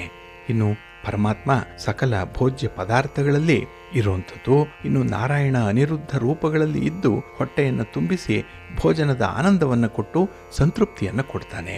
ಹಾಗಾಗಿನೇ ನಾವು ಊಟ ಮಾಡಿದ ಮೇಲೆ ಒಂದು ತೇಗನ್ನು ತೇಗಿದ್ರೆ ಅದು ಸಂತೃಪ್ತಿಯ ಸಂಕೇತ, ಅದೇ ಒಂದು ಅಕ್ನಾಲೆಡ್ಜ್ಮೆಂಟ್ ಇದ್ದಾಗೆ. ಹಾಗಾಗಿ ಮನುಷ್ಯನನ್ನು ಯಾವುದರಿಂದಲೂ ಕೂಡ ತೃಪ್ತಿಪಡಿಸಲಿಕ್ಕೆ ಸಾಧ್ಯ ಇಲ್ಲ. ಆದರೆ ವಿಧ ವಿಧವಾದಂತಹ ಭಕ್ಷ್ಯ ಭೋಜ್ಯಗಳನ್ನು ಬಡಿಸಿ ಹೊಟ್ಟೆ ತುಂಬ ಊಟ ಮಾಡಿದ್ರೆ ಅಲ್ಲಿಗೆ ಅವನು ಸಂತೃಪ್ತನಾಗ್ತಾನೆ. ಆಗ ಇಷ್ಟೆಲ್ಲ ಅನ್ನವನ್ನು ಕೊಟ್ಟಂತಹ ಪರಮಾತ್ಮನಿಗೆ ಕೃತಜ್ಞತೆಯನ್ನು ಹೇಳುವಂಥ ಸಂದರ್ಭ ಬರುತ್ತೆ. ಇಲ್ಲಿ ಭಗವದ್ಗೀತೆಯಲ್ಲಿ ಶ್ರೀಕೃಷ್ಣ ಪರಮಾತ್ಮ ಹೇಳಿರುವಂಥ ರೀತಿಯಲ್ಲಿ ಅಹಂ ವೈಶ್ವಾನರೋ ಭೂತ್ವ ಪಚಾಮಿ ಅನ್ನಂ ಚತುರ್ವಿಧಂ ಅನ್ನೋ ಹೇಳುವಂಥ ಮಾತೇನಿದೆ, ಇದು ವೈಶ್ವಾನರ ರೂಪದಿಂದ ಪರಮಾತ್ಮ ಜಠರದಲ್ಲಿ ಇರ್ತಾನೆ. ಇದರಲ್ಲಿ 4 ವಿಧದ ಆಹಾರ ಪದಾರ್ಥಗಳಿದೆ. ಅಂದರೆ ಭಕ್ಷ್ಯ ಇದೆ, ಭೋಜ್ಯ ಇದೆ, ಲೇಹ ಇದೆ, ಪೇಯ ಇದೆ. ಈ 4 ವಿಧದ ಅನ್ನವನ್ನು ಪಚನ ಮಾಡ್ತಾನೆ ಭಗವಂತ. ಮತ್ತೆ ಸ್ಥೂಲ ಭಾಗವನ್ನು ತನುವಿಗೆ ಕಳಿಸ್ತಾನೆ, ದೇಹಕ್ಕೆ ಕಳಿಸ್ತಾನೆ. ಇನ್ನು ಸೂಕ್ಷ್ಮ ಭಾಗವನ್ನು ಮನಸ್ಸಿಗೆ ತಲುಪಿಸ್ತಾನೆ. ಹಾಗಾಗಿ ನಾವು ತೆಗೆದುಕೊಂಡಂಥ ಆಹಾರ ಪದಾರ್ಥ ನಮ್ಮ ಶರೀರಕ್ಕೆ ಶಕ್ತಿಯನ್ನು ಕೊಡುತ್ತೆ. ಇದು ರಕ್ತದ ರೂಪದಲ್ಲಿ ನಮಗೆ ಪರಿವರ್ತನೆ ಆಗುತ್ತೆ. ಹಾಗಾಗಿನೇ ನಾವು ಸೇವನೆ ಮಾಡುವಂಥ ಆಹಾರವನ್ನು ಕೃಷ್ಣನಿಗೆ ಸಮರ್ಪಣೆ ಮಾಡಬೇಕು. ಹೀಗಾಗಿ ಲೌಕಿಕವನ್ನು ಬಯಸದೆ ನಮಗೆ ಆಹಾರವನ್ನು ಕೊಟ್ಟಂತಹ ಭಗವಂತನನ್ನು ಅನವರತ ಸ್ಮರಣೆ ಮಾಡಬೇಕು, ಅವನಿಗೆ ಕೃತಜ್ಞತೆಯನ್ನು ಹೇಳ್ತಾ ಇರಬೇಕು. ನಂತರದಲ್ಲಿ ಯಾವುದೇ ಒಂದು ಫಲವನ್ನು ಪಡ್ಕೊಂಡ ಮೇಲೆ ಅದನ್ನು ಮತ್ತೆ ಭಗವಂತನಿಗೆ ಸಮರ್ಪಣೆ ಮಾಡಬೇಕು, ಕೃಷ್ಣಾರ್ಪಣ ಅಂತ ಹೇಳಿ ಕೃತಜ್ಞತೆಯನ್ನು ಹೇಳಬೇಕು. ಹಾಗೆ ನಾವು ಪ್ರತಿನಿತ್ಯ ಸಾತ್ವಿಕ ಆಹಾರವನ್ನು ತೆಗೆದುಕೊಂಡಾಗ ಅದು ಸಂಪೂರ್ಣವಾಗಿ ಜೀರ್ಣ ಆಗಿ ನಮಗೆ ಆರೋಗ್ಯವನ್ನು ತಂದುಕೊಡುತ್ತೆ. ಹಾಗಾಗಿನೇ ನಿರಾಮಯ ನಿರೋಗಿ ಆರೋಗ್ಯವಂತನಾಗುವಂಥ ಎಲ್ಲ ರೀತಿಯ ಅವಕಾಶಗಳನ್ನು ಭಗವಂತ ನಮಗೆ ಕಲ್ಪಿಸಿಕೊಟ್ಟಿದ್ದಾನೆ. ಹಾಗಾಗಿ ಯಾರು ಚೆನ್ನಾಗಿ ಊಟ ಮಾಡ್ತಾರೆ, ಯಾರು ಯಾವುದೇ ಪದಾರ್ಥಗಳನ್ನು ಇದು ಇಷ್ಟ ಇಲ್ಲ ಅಂತ ಹೇಳದೆ ಅದನ್ನು ಸ್ವೀಕರಿಸ್ತಾರೆ, ಅಂಥವ್ರಿಗೆ ಆರೋಗ್ಯ ಚೆನ್ನಾಗಿರುತ್ತೆ. ಹಾಗಾಗಿ ನಾವು ಪ್ರತಿನಿತ್ಯ ಮಾಡುವಂಥ ಅಡುಗೆಯ ಪ್ರತಿಯೊಂದು ಭಾಗವೂ ಕೂಡ ಪರಮಾತ್ಮನೇ ದಯಪಾಲಿಸಿರುವಂಥದ್ದು. ಹಾಗಾಗಿ ನಮ್ಮ ಅಸ್ತಿತ್ವಕ್ಕಾಗಿ, ನಮ್ಮ ಉಳಿವಿಗಾಗಿ, ನಮ್ಮ ಇಂದ್ರಿಯ ತೃಪ್ತಿಗಾಗಿ ಆಹಾರವನ್ನು ಹೇಗೆ ಸ್ವೀಕಾರ ಮಾಡ್ತೇವೆಯೋ ಅದೇ ರೀತಿ ಭಗವಂತ ಆ ದಿನ ಏನನ್ನ ಕೊಟ್ಟರೆ ಅದೇ ಪಾಲಿಗೆ ಬಂದದ್ದೇ ಪಂಚಾಮೃತ ಅಂತ ಹೇಳಿ ಸ್ವೀಕಾರ ಮಾಡಬೇಕು. ಯಾವುದೇ ಆಹಾರ ಪದಾರ್ಥಗಳನ್ನು ದೂರೀಕರಿಸಬಾರ್ದು, ನನಗೆ ಇಷ್ಟ ಇಲ್ಲ ಅಂತ ಹೇಳಿ ಅದನ್ನು ದೂರ ತಳ್ಳಬಾರ್ದು. ಹಾಗಾಗಿ ನಮ್ಮ ತಟ್ಟೆಗೆ, ನಮ್ಮ ಎಲೆಗೆ ಆ ದಿನ ಯಾವ ಪದಾರ್ಥ ಪ್ರಸಾದ ರೂಪದಲ್ಲಿ ಬರುತ್ತೋ ಅದನ್ನು ಯಾವುದೇ ಕೊಂಕಿಲ್ಲದೆ ಸ್ವೀಕಾರ ಮಾಡಬೇಕು ಅನ್ನುವಂಥದ್ದು. ಹಾಗಾಗಿ ಪ್ರತಿಯೊಂದು ತಿನ್ನಬಹುದಾದಂತಹ ವಸ್ತುಗಳನ್ನು, ಸಾಮಗ್ರಿಗಳನ್ನು, ಹಾಗೆ ಅಡಿಗೆ ಪದಾರ್ಥಗಳನ್ನು ನಾವು ಸ್ವೀಕಾರ ಮಾಡಿದ್ರೆ ನಮಗೆ ಆರೋಗ್ಯ ವರ್ಧನೆಯಾಗುತ್ತೆ. ಇದು ಶಾಸ್ತ್ರದ ಮಾತು, ವೈಜ್ಞಾನಿಕವಾಗಿಯೂ ಕೂಡ ಇದು ಪ್ರೂವ್ ಆಗಿರುವಂಥದ್ದು. ಹಾಗಾಗಿನೇ ಊಟ ಬಲ್ಲವನಿಗೆ ರೋಗ ಇಲ್ಲ ಅನ್ನುವಂಥ ಗಾದೆ ಮಾತಿನ ಮರ್ಮ ಬಹಳ ವಿಶೇಷವಾಗಿರುವಂಥದ್ದು. ಹಾಗಾಗಿ ನಾವು ಲೌಕಿಕ ಮತ್ತು ಅಲೌಕಿಕ ಈ ಎರಡೂ ದೃಷ್ಟಿಕೋನದಿಂದ ಆಹಾರವನ್ನು ಪ್ರತಿನಿತ್ಯ ಸೇವನೆ ಮಾಡಬೇಕು. ಹಾಗೆ ಆ ದಿನದ ಆಹಾರ ಪದಾರ್ಥವನ್ನು ನಮಗೆ ಕರುಣಿಸಿದಂಥ ಭಗವಂತನಿಗೆ ಕೃತಜ್ಞತೆಯನ್ನು ಹೇಳಬೇಕು. ಅದಕ್ಕಾಗಿಯೇ ನಮ್ಮ ಹಿರಿಯರು ಹೇಳುವಂಥದ್ದು, ಅನ್ನವನ್ನು ಚೆಲ್ಲಬಾರದು, ಅದು ಅನ್ನಪೂರ್ಣೇಶ್ವರಿ. ಹಾಗಾಗಿ ಅನ್ನಕ್ಕೆ ಕೊಡುವಂಥ ಗೌರವ ಮರ್ಯಾದೆಯನ್ನು ಕೊಟ್ಟು ನಾವು ಅದನ್ನು ಸ್ವೀಕರಿಸಬೇಕು ಅನ್ನುವಂಥದ್ದು. ಹಾಗೆ ಹಸಿದು ಬಂದವರಿಗೆ ಅನ್ನವನ್ನು ದಾನ ಮಾಡಬೇಕು ಅನ್ನುವಂಥದ್ದು. ಅನ್ನದಾನದಿಂದ ಎಷ್ಟೋ ಪುಣ್ಯ ಫಲಗಳು ಲಭಿಸುತ್ತೆ ಅನ್ನುವಂಥ ನಂಬಿಕೆ ಹಿರಿಯರಲ್ಲಿತ್ತು. ಅದಕ್ಕಾಗಿಯೇ ಅದನ್ನು ಅವರು ಅನುಸರಣೆ ಮಾಡ್ತಾ ಇದ್ರು. ಹಾಗೆ ನಾವು ಮಾಡುವಂತಹ ಪ್ರತಿ ಕೆಲಸ, ಪ್ರತಿ ಕರ್ಮ, ಪ್ರತಿ ಉದ್ಯೋಗ ಅನ್ನಕ್ಕಾಗಿಯೇ ಮಾಡುವಂಥದ್ದು, ಹೊಟ್ಟೆ ತುಂಬಿಸಿಕೊಳ್ಳಲಿಕ್ಕಾಗಿಯೇ. ಅದಕ್ಕಾಗಿಯೇ ದಾಸರು ಹೇಳಿದ್ದು, ಎಲ್ಲರೂ ಮಾಡುವುದು ಹೊಟ್ಟೆಗಾಗಿ, ಗೇಣು ಬಟ್ಟೆಗಾಗಿ ಅನ್ನುವಂಥದ್ದು. ಹಾಗಾಗಿ ಜೀವನದಲ್ಲಿ ಒಂದು ಸಂತೃಪ್ತಿ ಇರಬೇಕು, ಭಗವಂತನ ಅನುಗ್ರಹ ಇರಬೇಕು ಅಂತ ಹೇಳಿದ್ರೆ ಆಹಾರ ಪದಾರ್ಥ ಅದನ್ನ ನಾವು ನೈವೇದ್ಯ ಮಾಡಿದಂತಹ ಪ್ರಸಾದದ ರೂಪದಲ್ಲಿ ಸ್ವೀಕಾರ ಮಾಡಬೇಕು. ಇದರಿಂದ ಒಳ್ಳೆಯದಾಗತ್ತೆ. ಪ್ರೀತಿಯ ಬಂಧುಗಳೇ, ಇನ್ನು ಮುಂದೆ ದ್ವಾದಶ ರಾಶಿಯವರ ಗೋಚಾರ ಫಲಗಳು ಹೇಗಿವೆ ನೋಡೋಣ ಬನ್ನಿ. ಮೊದಲಿಗೆ ಮೇಷರಾಶಿ. ಮೇಷರಾಶಿಯವರಿಗೆ ಈ ದಿನ 12ರ ಸ್ಥಾನದಲ್ಲಿ ಚಂದ್ರ ವ್ಯಯ ಸ್ಥಾನದಲ್ಲಿರೋದ್ರಿಂದ ಈ ದಿನದ ಕೆಲಸ ಕಾರ್ಯಗಳು ನಿಮ್ಮ ಮನಃಶಾಂತಿಯನ್ನು ಕೆಡಿಸುತ್ತೆ. ಏಕೆಂದರೆ ಕೆಲಸಗಳು ಒಂದು ಕಡೆ ಪೂರ್ಣ ಆಗಲ್ಲ, ಮತ್ತೊಂದು ಕಡೆ ಪೂರ್ಣ ಆದರೂ ಕೂಡ ಅಪೂರ್ಣವಾದಂತಹ ಫಲಿತಾಂಶಗಳು ಸಿಕ್ಕತ್ತೆ. ಹಾಗಾಗಿ ಕೈಗೆ ಬಂದ ತುತ್ತು ಬಾಯಿಗೆ ಇಲ್ವಲ್ಲ ಅನ್ನುವಂಥ ಒಂದು ಕೊರಗು ಈ ದಿನ ನಿಮ್ಮನ್ನು ಕಾಡುವಂಥದ್ದು ಇದೆ. ಹಾಗೆ ಈ ದಿನ ಕೆಲಸದ ಮೇಲಿನ ಗಮನ ಕೂಡ ಅಷ್ಟಕ್ಕಷ್ಟೇ ಇರುವಂಥದ್ದು. ಎಲ್ಲೋ ಒಂದು ಕಡೆ ಸೋಮಾರಿತನ ಇರ್ಬೋದು, ಅಥವಾ ಕೆಲಸವನ್ನು ನಾಳೆ ಮಾಡಿದ್ರಾಯಿತು ಅನ್ನುವಂಥ ಒಂದು ಪೋಸ್ಟ್ಪೋನ್ ಮಾಡುವಂಥ ಒಂದು ವಿಚಾರಗಳು. ಇದರಿಂದ ನಿಮ್ಮ ಒಂದು ಕಾನ್ಸಂಟ್ರೇಷನ್ ಏನಿದೆ ಅದು ಕೂಡ ವಿಚಲಿತವಾಗುತ್ತೆ. ಹೀಗಾಗಿ ಈ ದಿನದಲ್ಲಿ ಬರಬೇಕಾದಂತಹ ಕೆಲವೊಂದು ಲಾಭಗಳಾಗಲಿ, ಬರಬೇಕಾದಂತಹ ಸೌಕರ್ಯಗಳಾಗಲಿ ನಿಮಗೆ ಸಕಾಲಕ್ಕೆ ಒದಗಿ ಬರಲ್ಲ. ಹಾಗೆ ಈ ದಿನ ನಿಮ್ಮ ವಿರೋಧಿಗಳ ಹೇಳಿಕೆಗೆ ಮಹತ್ವವನ್ನು ಕೊಡಬೇಡಿ. ಗಾಳಿ ಸುದ್ದಿ ಈ ದಿನ ನಿಮ್ಮ ಮನಸ್ಸನ್ನು ಸ್ವಲ್ಪ ಹೈರಾಣ ಆಗಿಸ್ಬಿಡುತ್ತೆ. ಆದರೂ ಕೂಡ ಇಂಥ ವಿರೋಧಿಗಳನ್ನು ಆದಷ್ಟು ದೂರ ಇಡಬೇಕು. ಅವರ ಮಾತಿಗೆ ಯಾವುದೇ ಮಹತ್ವವನ್ನು ಕೊಡಬೇಡಿ. ಇನ್ನು ಈ ದಿನ ಖರ್ಚು ಮಾಡುವಂಥ ಸಂದರ್ಭದಲ್ಲಿ ಅದರ ಲೆಕ್ಕ ನಿಮಗೆ ಜ್ಞಾಪಕದಲ್ಲಿ ಇರಬೇಕು. ಇನ್ನು ವಿಶೇಷವಾಗಿ ಆಯವ್ಯಯದ ಸರಿಯಾದ ನಿಯೋಜನೆಯ ಅವಶ್ಯಕತೆ ಕೂಡ ಈ ದಿನ ಇದೆ. ಹಾಗೆ ಕೆಲಸದ ಸ್ಥಳದಲ್ಲಿ ನಿಮಗೆ ಸಾಧನೆಯನ್ನು ಮಾಡಲಿಕ್ಕೆ ಅವಕಾಶಗಳೇನೋ ತುಂಬ ಇದೆ. ಆದರೆ ಯಾವ ರೀತಿಯಲ್ಲಿ ಕೆಲಸ ಆರಂಭ ಮಾಡಬೇಕು ಅನ್ನುವಂಥ ಜಿಜ್ಞಾಸೆ ಈ ದಿನ ನಿಮ್ಮನ್ನು ತುಂಬ ಕಾಡುತ್ತೆ. ಹಾಗೆ ಈ ದಿನ ಕೆಲಸಕ್ಕೆ ಸಂಬಂಧಪಟ್ಟಂಥ ಒತ್ತಡಗಳು ಜಾಸ್ತಿ ಇರುತ್ತೆ. ವ್ಯಾಪಾರಕ್ಕೆ ಬಂದರೆ ಅಲ್ಲಿ ಒಂದು ರೀತಿಯ ಪೈಪೋಟಿ ಇರುತ್ತೆ. ಇದನ್ನೆಲ್ಲ ನೀವು ತುಂಬ ಸಮರ್ಥವಾಗಿ ಎದುರಿಸಬೇಕಾಗತ್ತೆ. ಅದಕ್ಕಾಗಿಯೇ ಆತ್ಮವಿಶ್ವಾಸದಿಂದ ಕೆಲಸಗಳನ್ನು ಮುಂದುವರಿಸ್ತಾ ಇರಿ. ಹಾಗೆ ಕುಟುಂಬ ಸದಸ್ಯರ ಜೊತೆಯಲ್ಲಿ ಯಾವುದೇ ರೀತಿಯ ಘರ್ಷಣೆಗಳಾಗದಂತೆ ನೋಡಿಕೊಳ್ಳುವಂಥದ್ದು ನಿಮ್ಮ ಜವಾಬ್ದಾರಿ. ಹಾಗಾಗಿ ಈ ದಿನ ನಿಮ್ಮ ಮಾತನ್ನು ನಿಯಂತ್ರಣ ಮಾಡಿಕೊಳ್ಳಿ, ಪರಿಸ್ಥಿತಿಗೆ ಹೊಂದಾಣಿಕೆ ಮಾಡಿಕೊಳ್ಳಿ, ಒಳ್ಳೆಯದಾಗತ್ತೆ. ನಿಮ್ಮ ಮನೆ ದೇವರನ್ನು ಸ್ಮರಣೆ ಮಾಡ್ತಾ ಇರಿ. ಹಾಗೆ ಭಕ್ತಿಯಿಂದ ಶಿವನ ಪರಿವಾರ ದೇವತೆಗಳನ್ನು ಈ ದಿನ ಪ್ರಾರ್ಥನೆ ಮಾಡಿಕೊಳ್ಳಿ. ಹಾಗೆ ಮಹಾಲಕ್ಷ್ಮಿಯ ಸ್ತೋತ್ರವನ್ನು ಹೇಳ್ಕೊಳ್ಳಿ, ಒಳ್ಳೆಯದಾಗತ್ತೆ. ನಿಮ್ಮ ಅದೃಷ್ಟದ ಬಣ್ಣ ಕೆಂಪು, ಅದೃಷ್ಟದ ದಿಕ್ಕು ಪೂರ್ವ ದಿಕ್ಕು, ಅದೃಷ್ಟ ಸಂಖ್ಯೆ 5. ವೃಷಭರಾಶಿ. ವೃಷಭರಾಶಿಯವರಿಗೆ ಈ ದಿನ ಲಾಭಸ್ಥಾನದಲ್ಲಿ ಚಂದ್ರ ಇರೋದ್ರಿಂದ ಕೆಲವೊಂದು ವ್ಯವಹಾರಗಳಲ್ಲಿ ಈ ದಿನ ಮಹತ್ವದ ತಿರುವನ್ನು ಪಡ್ಕೊಳ್ತೀರಿ. ತುಂಬ ಟರ್ನಿಂಗ್ ಪಾಯಿಂಟ್ಸ್ ಅನ್ನುವಂಥದ್ದು. ಹಾಗಾಗಿನೇ ಎಲ್ಲವೂ ಕೂಡ ನಿಮಗೆ ಒಂದು ರೀತಿಯಲ್ಲಿ ಅನುಕೂಲಕರವಾದಂತಹ ಒಂದು ಸಂದರ್ಭದಲ್ಲಿ ಒದಗಿ ಬರ್ತಾ ಇರುತ್ತೆ. ಹಾಗೆ ಕಠಿಣ ಪರಿಶ್ರಮದ ಮೂಲಕ ನೀವು ವೃತ್ತಿಪರವಾದಂತಹ ವಿಚಾರಗಳಲ್ಲಿ ಅಭಿವೃದ್ಧಿಯನ್ನು ಹೊಂದಲಿಕ್ಕೆ ಎಲ್ಲ ಸಾಧ್ಯತೆಗಳು ಕೂಡ ಇದೆ. ಆದರೆ ಸ್ವಲ್ಪ ಪ್ರಯತ್ನ ಪಡಬೇಕಷ್ಟೇ. ಇನ್ನು ಅರ್ಧಂಬರ್ಧ ಆಗಿ ಬಾಕಿ ಉಳಿದಿರುವಂತಹ ಕೆಲಸ ಕಾರ್ಯಗಳನ್ನು ಈ ದಿನ ತುಂಬ ಶ್ರದ್ಧೆಯಿಂದ ಮುತುವರ್ಜಿಯಿಂದ ಮರುಪ್ರಾರಂಭ ಮಾಡುವಂಥದ್ದು. ಇದರಿಂದ ಈ ಕೆಲಸದ ಕಡೆ ನಿಮಗೆ ಕಾನ್ಸಂಟ್ರೇಷನ್ ತುಂಬ ಇರುತ್ತೆ. ಅದರಿಂದ ಫಲಿತಾಂಶಗಳು ಬಂದಾಗ ಅದನ್ನು ನೇರವಾಗಿ ನೀವೇ ಅನುಭವಿಸುವಂಥ ಒಂದು ಯೋಗ ಕೂಡ ಇದೆ. ಇನ್ನು ಈ ಹಣಕಾಸಿನ ವಿಚಾರದಲ್ಲಿ, ಸಾಲದ ವಿಚಾರದಲ್ಲಿ ಸ್ವಲ್ಪ ಜಾಗರೂಕರಾಗಿ ಈ ದಿನ ಇರಬೇಕಾಗತ್ತೆ. ಸಾಲ ಪಡೆಯುವಂಥದ್ದಾಗಲಿ ಅಥವಾ ಸಾಲವನ್ನು ಕೊಡುವಂಥ ವಿಚಾರಗಳನ್ನಾಗಲಿ ಈ ದಿನ ಮಾಡಲಿಕ್ಕೆ ಹೋಗಬೇಡಿ. ಹಾಗೆ ಗ್ರಹಗತಿಗಳು ನಿಮಗೆ ತುಂಬ ಅನುಕೂಲಕರವಾಗಿರುವಂಥ ಒಂದು ಸಂದರ್ಭದಲ್ಲಿರೋದ್ರಿಂದ ನಿಮ್ಮ ಕೆಲಸ ಕಾರ್ಯಗಳಿಗೆ ತುಂಬ ಪ್ರೋತ್ಸಾಹ ಸಿಕ್ಕತ್ತೆ. ಯಾರೋ ಒಬ್ಬರು ಪ್ರೋತ್ಸಾಹಕ್ಕೆ ನಿಮ್ಮ ಜೊತೆಗೆ ನಿಲ್ತಾರೆ. ನಿಮ್ಮ ಬಂಧುಗಳೋ, ಮಿತ್ರರೋ, ಅಪರಿಚಿತರೋ, ಈಗಷ್ಟೇ ಪರಿಚಯ ಆಗಿರುವಂಥವರೋ, ನೆರೆಹೊರೆಯವರೋ ಯಾರೋ ಒಬ್ಬರು ನಿಮ್ಮ ಕೆಲಸ ಕಾರ್ಯಗಳಿಗೆ ನಿಮಗೆ ಒಂದು ರೀತಿಯಲ್ಲಿ ಸಹಕಾರವನ್ನು ಕೊಡುವಂಥದ್ದು. ಹಾಗೆ ಈ ದಿನದಲ್ಲಿ ನಿಮ್ಮ ನೆನಪಿನ ಶಕ್ತಿ ಏನಿದೆ ಬಹಳ ಅಗಾಧವಾಗಿರುವಂಥದ್ದು. ಹಾಗಾಗಿನೇ ಯಾರಿಂದ ಯಾವ ಸಹಕಾರವನ್ನು ಪಡ್ಕೊಂಡೆ ಮುಂದೆ ಅವರು ಯಾವ ರೀತಿಯ ಸಹಾಯವನ್ನು ಮಾಡ್ತಾರೆ ಅನ್ನೋವಂಥ ಒಂದು ಕ್ಯಾಲ್ಕುಲೇಷನಲ್ಲಿ, ಲೆಕ್ಕಾಚಾರದಲ್ಲಿ ಬಹಳ ಅದ್ವಿತೀಯವಾಗಿರ್ತೀರಿ ಈ ದಿನ. ಇನ್ನು ಈ ದಿನ ನಿಮ್ಮ ಎಲ್ಲ ಪ್ರಯತ್ನಗಳಿಗೂ ಕೂಡ ಉತ್ತಮ ಪ್ರತಿಫಲ ಅನ್ನುವಂಥದ್ದು ಸಿಕ್ಕತ್ತೆ.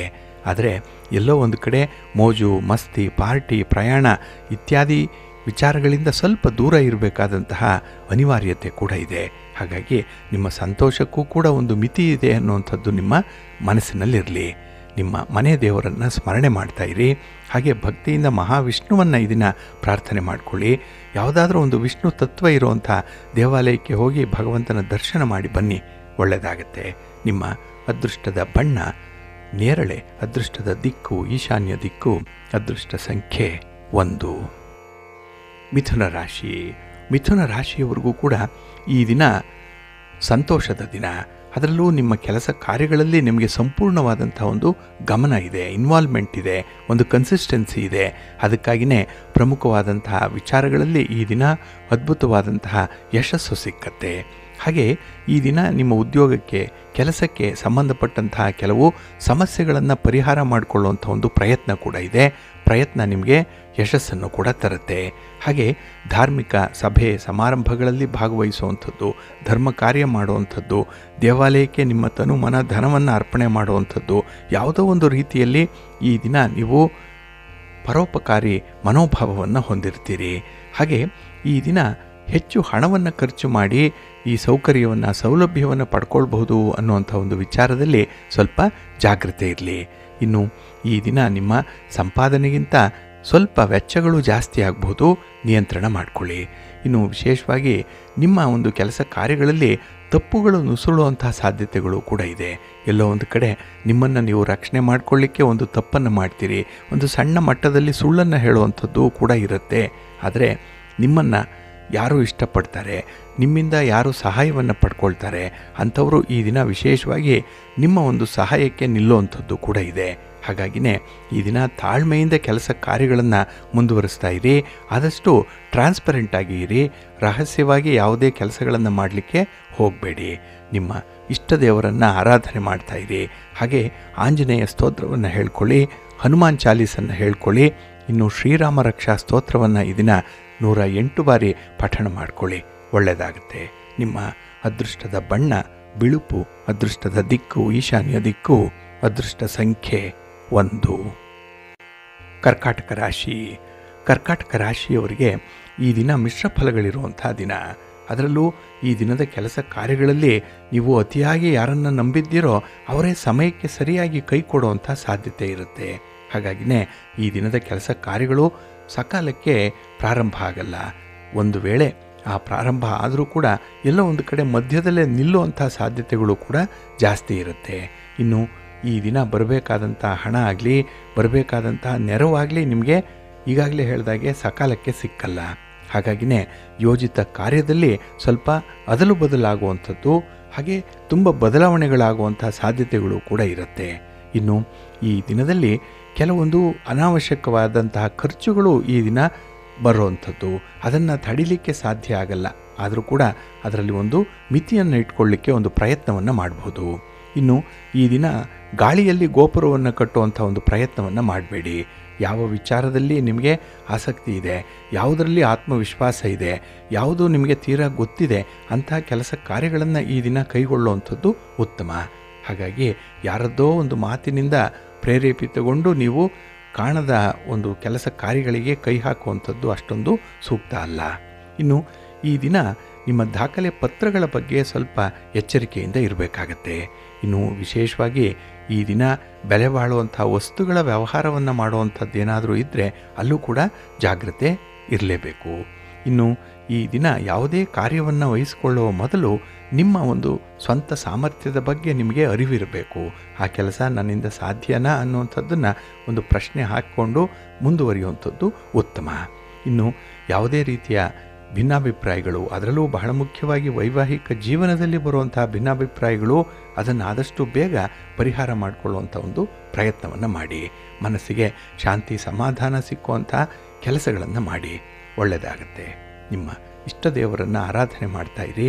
ಹಾಗೆ ಭಕ್ತಿಯಿಂದ ಈ ದಿನ ಗಣಪತಿಯನ್ನು ಪ್ರಾರ್ಥನೆ ಮಾಡಿಕೊಳ್ಳಿ, ಗಣಪತಿಯ ಸ್ತೋತ್ರವನ್ನು ಹೇಳ್ಕೊಳ್ಳಿ, ಒಳ್ಳೆಯದಾಗತ್ತೆ. ನಿಮ್ಮ ಅದೃಷ್ಟದ ಬಣ್ಣ ತಿಳಿ ಹಸಿರು, ಅದೃಷ್ಟದ ದಿಕ್ಕು ಈಶಾನ್ಯ ದಿಕ್ಕು, ಅದೃಷ್ಟ ಸಂಖ್ಯೆ 3. ಸಿಂಹರಾಶಿ. ಸಿಂಹರಾಶಿಯವರಿಗೂ ಕೂಡ ಈ ದಿನ ಮಿಶ್ರ ಫಲಗಳಿರುವಂಥದ್ದು. ನೀವು ಎಷ್ಟೇ ಶ್ರಮಪಟ್ಟು ಕೆಲಸಗಳನ್ನು ಮುಂದುವರಿಸಿದ್ರೂ ಕೂಡ ಆ ಕೆಲಸಗಳು ನಿಮಗೆ ಪೂರ್ಣವಾದ ಫಲವನ್ನು ಕೊಡಲ್ಲ, ಫಲಿತಾಂಶಗಳು ಸಿಕ್ಕಲ್ಲ. ಹಾಗಾಗಿ ಈ ದಿನ ನಿಮ್ಮ ಸ್ನೇಹಿತರ ಒತ್ತಡದಿಂದ ಹಿಡಿದ ಕೆಲಸವನ್ನು ಅಲ್ಲಿಗೆ ನಿಲ್ಲಿಸುವಂಥ ಒಂದು ಪ್ರಸಂಗ ಕೂಡ ಬರ್ಬೋದು. ಹಾಗೆ ಈ ದಿನ ಪ್ರತಿ ಕೆಲಸಕ್ಕೂ ಕೂಡ ಹೆಚ್ಚು ಶ್ರಮ ಪಡುವಂಥ ಅಗತ್ಯ ಇರೋದ್ರಿಂದಲೇ ನಿಮಗೆ ಹೆಚ್ಚಿನ ಜವಾಬ್ದಾರಿ ಅನಿಸುತ್ತೆ. ಕೆಲಸವೇ ಒಂದು ಒತ್ತಡದ ರೀತಿಯಲ್ಲಿ ನಿಮಗೆ ಕಾಣಿಸ್ಕೊಳ್ಳುತ್ತೆ.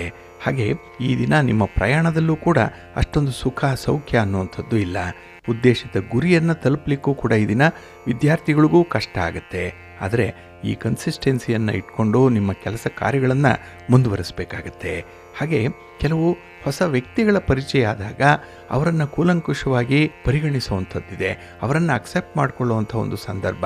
ಹಾಗಾಗಿನೇ ಅವರಲ್ಲಿರುವಂಥ ಒಂದು ಒಳ್ಳೆಯ ಗುಣಗಳನ್ನು ಪಟ್ಟಿ ಮಾಡಿ, ಅವಗುಣಗಳು ಯಾವ್ಯಾವುದಿದೆ ಅದನ್ನು ಕೂಡ ಪಟ್ಟಿ ಮಾಡಿ. ಹಾಗಾಗಿ ವ್ಯಕ್ತಿಯ ಮನಸ್ಥಿತಿಯನ್ನು ನೀವು ಅರ್ಥಕೊಂಡು ನಂತರದಲ್ಲಿ ಅವರ ಗೆಳೆತನವನ್ನು ಬಯಸುವಂಥದ್ದು, ನಿಮ್ಮ ವ್ಯಾಪಾರ ವ್ಯವಹಾರಗಳಲ್ಲಿ ಅವರನ್ನು ಕೂಡ ತೊಡಗಿಸಿಕೊಳ್ಳುವಂಥ ಒಂದು ಪ್ರಯತ್ನ ಇದು ನಿರಂತರವಾಗಿ ನಡೀತಾ ಇರುತ್ತೆ. ಈ ದಿನ ವಿಶೇಷವಾಗಿ ಅಂಥದ್ದಕ್ಕೆ ಒಂದು ಒಳ್ಳೆಯ ತಿರುವು ಸಿಕ್ಕುವಂಥ ಸಾಧ್ಯತೆ ಇದೆ. ಇದಕ್ಕೆ ನಿಮ್ಮ ಗೆಳೆಯರ ಸಹಕಾರ ಇರುತ್ತೆ, ನಿಮ್ಮ ಪ್ರೀತಿ ಪಾತ್ರರ, ನಿಮ್ಮ ಸಂಗಾತಿಯ ನೆರವು ಕೂಡ ನಿಮಗೆ ಸಿಕ್ಕತ್ತೆ. ಆದರೆ ಈ ದಿನ ಬಹಳ ಯುಕ್ತಿಯಿಂದ ನಿಮ್ಮ ವಿರೋಧಿಗಳ ಕಾರ್ಯಸ್ಥಾನವನ್ನು ಅರಿತುಕೊಳ್ಬೇಕಾಗತ್ತೆ, ಅವರ ಚಟುವಟಿಕೆಗಳನ್ನು ಗಮನಿಸಬೇಕಾಗತ್ತೆ. ಹಾಗಾಗಿ ನೀವು ಏಕ ಮನಸ್ಸಿನಿಂದ ಕೆಲಸಗಳನ್ನು ಆರಂಭ ಮಾಡ್ತೀರಿ, ಆದರೆ ಅದಕ್ಕೆ ಅಡೆತಡೆಗಳನ್ನು ತರುವಂಥವರ ವಿಚಾರದಲ್ಲೂ ಕೂಡ ಸ್ವಲ್ಪ ಗಮನ ಹರಿಸಬೇಕಾಗತ್ತೆ. ಹಾಗೆ ಈ ದಿನ ನೀವು ಮಾಡುವಂತಹ ಕೆಲಸ ಕಾರ್ಯಗಳಲ್ಲಿ ಸಂತೋಷ ಇದೆ, ತೃಪ್ತಿ ಇದೆ, ಆದರೆ ಸ್ವಲ್ಪ ಜಾಗ್ರತೆ. ನಿಮ್ಮ ಇಷ್ಟ ದೇವರನ್ನು ಆರಾಧನೆ ಮಾಡ್ತಾ ಇರಿ, ಆಂಜನೇಯ ಸ್ತೋತ್ರವನ್ನು ಹೇಳ್ಕೊಳ್ಳಿ, ಹನುಮಾನ್ ಚಾಲೀಸನ್ನು ಹೇಳ್ಕೊಳ್ಳಿ, ಮಹಾಲಕ್ಷ್ಮಿಯನ್ನು ಈ ದಿನ ದರ್ಶನ ಮಾಡಿ, ಒಳ್ಳೆಯದಾಗತ್ತೆ. ನಿಮ್ಮ ಅದೃಷ್ಟದ ಬಣ್ಣ ಕೇಸರಿ, ಅದೃಷ್ಟದ ದಿಕ್ಕು ಪೂರ್ವ ದಿಕ್ಕು, ಅದೃಷ್ಟ ಸಂಖ್ಯೆ 2. ಕನ್ಯಾರಾಶಿ. ಕನ್ಯಾರಾಶಿಯವರಿಗೆ ಈ ದಿನ ಕಳತ್ರ ಸ್ಥಾನದಲ್ಲಿ ಚಂದ್ರ ಇರುವಂಥ ದಿನ. ಹಾಗಾಗಿನೇ ನಿಮಗೆ ಯಶಸ್ಸು ಅನ್ನುವಂಥದ್ದು ಈ ದಿನ ಬಹಳ ಬೇಗ ಸಿಕ್ಕತ್ತೆ, ತುಂಬ ಸಿದ್ಧಿಯನ್ನು ಪಡ್ಕೊಳ್ಳುವಂಥ ಸಂದರ್ಭ. ಹಾಗೆ ನಿಮ್ಮ ಮಾತಿನಿಂದ, ನಿಮ್ಮ ನಡತೆಯಿಂದ ಕೂಡ ಈ ದಿನ ನಿಮ್ಮ ಸ್ಥಾನಮಾನ ಹೆಚ್ಚಾಗುವಂಥದ್ದಿದೆ. ಹಾಗೆ ಕುಟುಂಬಕ್ಕಾಗಿ, ಸಮಾಜಕ್ಕಾಗಿ ಈ ದಿನ ನೀವು ಬಹಳ ವೈಶಾಲ್ಯ ದೃಷ್ಟಿಯಲ್ಲಿ ಕೆಲವು ಕೆಲಸ ಕಾರ್ಯಗಳು ಆಗಬೇಕು ಅನ್ನುವಂಥದ್ರ ಬಗ್ಗೆ ತುಂಬ ಚಿಂತನೆ ಮಾಡುವಂಥದ್ದು ಇದೆ. ಇನ್ನು ಈ ದಿನದಲ್ಲಿ ಹೆಚ್ಚಿನ ಜವಾಬ್ದಾರಿಗಳು ನಿಮಗೆ ಬರುವಂಥದ್ದು, ಕಾರ್ಯಭಾರದ ಒತ್ತಡ ಉಂಟಾಗುವಂಥದ್ದು ಕೂಡ ಇರುತ್ತೆ. ಆದರೂ ಕೂಡ ಅದನ್ನು ತುಂಬ ಸಮರ್ಥವಾಗಿ ನಿಭಾಯಿಸ್ತೀರಿ. ಇನ್ನು ಯಾರೇ ಆದರೂ ಕೂಡ ತಮ್ಮದಲ್ಲದ ತಪ್ಪಿಗೆ ಶಿಕ್ಷೆಯನ್ನು ಅನುಭವಿಸಬಾರ್ದು, ಆ ನಿಟ್ಟಿನಲ್ಲಿ ನೀವು ನ್ಯಾಯಪರವಾಗಿ ವಾದ ಮಾಡುವಂಥದ್ದು ಕೂಡ ಇದೆ.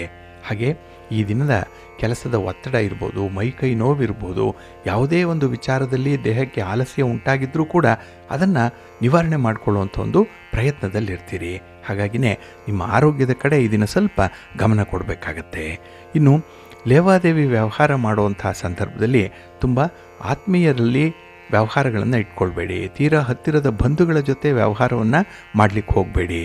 ಇನ್ನು ಈ ದಿನ ಕೆಲವೊಂದು ವಿಚಾರಗಳು, ಅದರಲ್ಲೂ ಸ್ತ್ರೀಯರಿಗೆ ಸ್ವಲ್ಪ ಕಷ್ಟ ಸಾಧ್ಯವಾಗುವಂಥ ಕೆಲಸಗಳೇ ಒದಗಿ ಬರುತ್ತೆ. ಅದನ್ನು ಕೂಡ ನೀವು ಈ ದಿನ ನಿಭಾಯಿಸಬೇಕು, ತಾಳ್ಮೆಯಿಂದ ಇರೋವಂಥದ್ದು.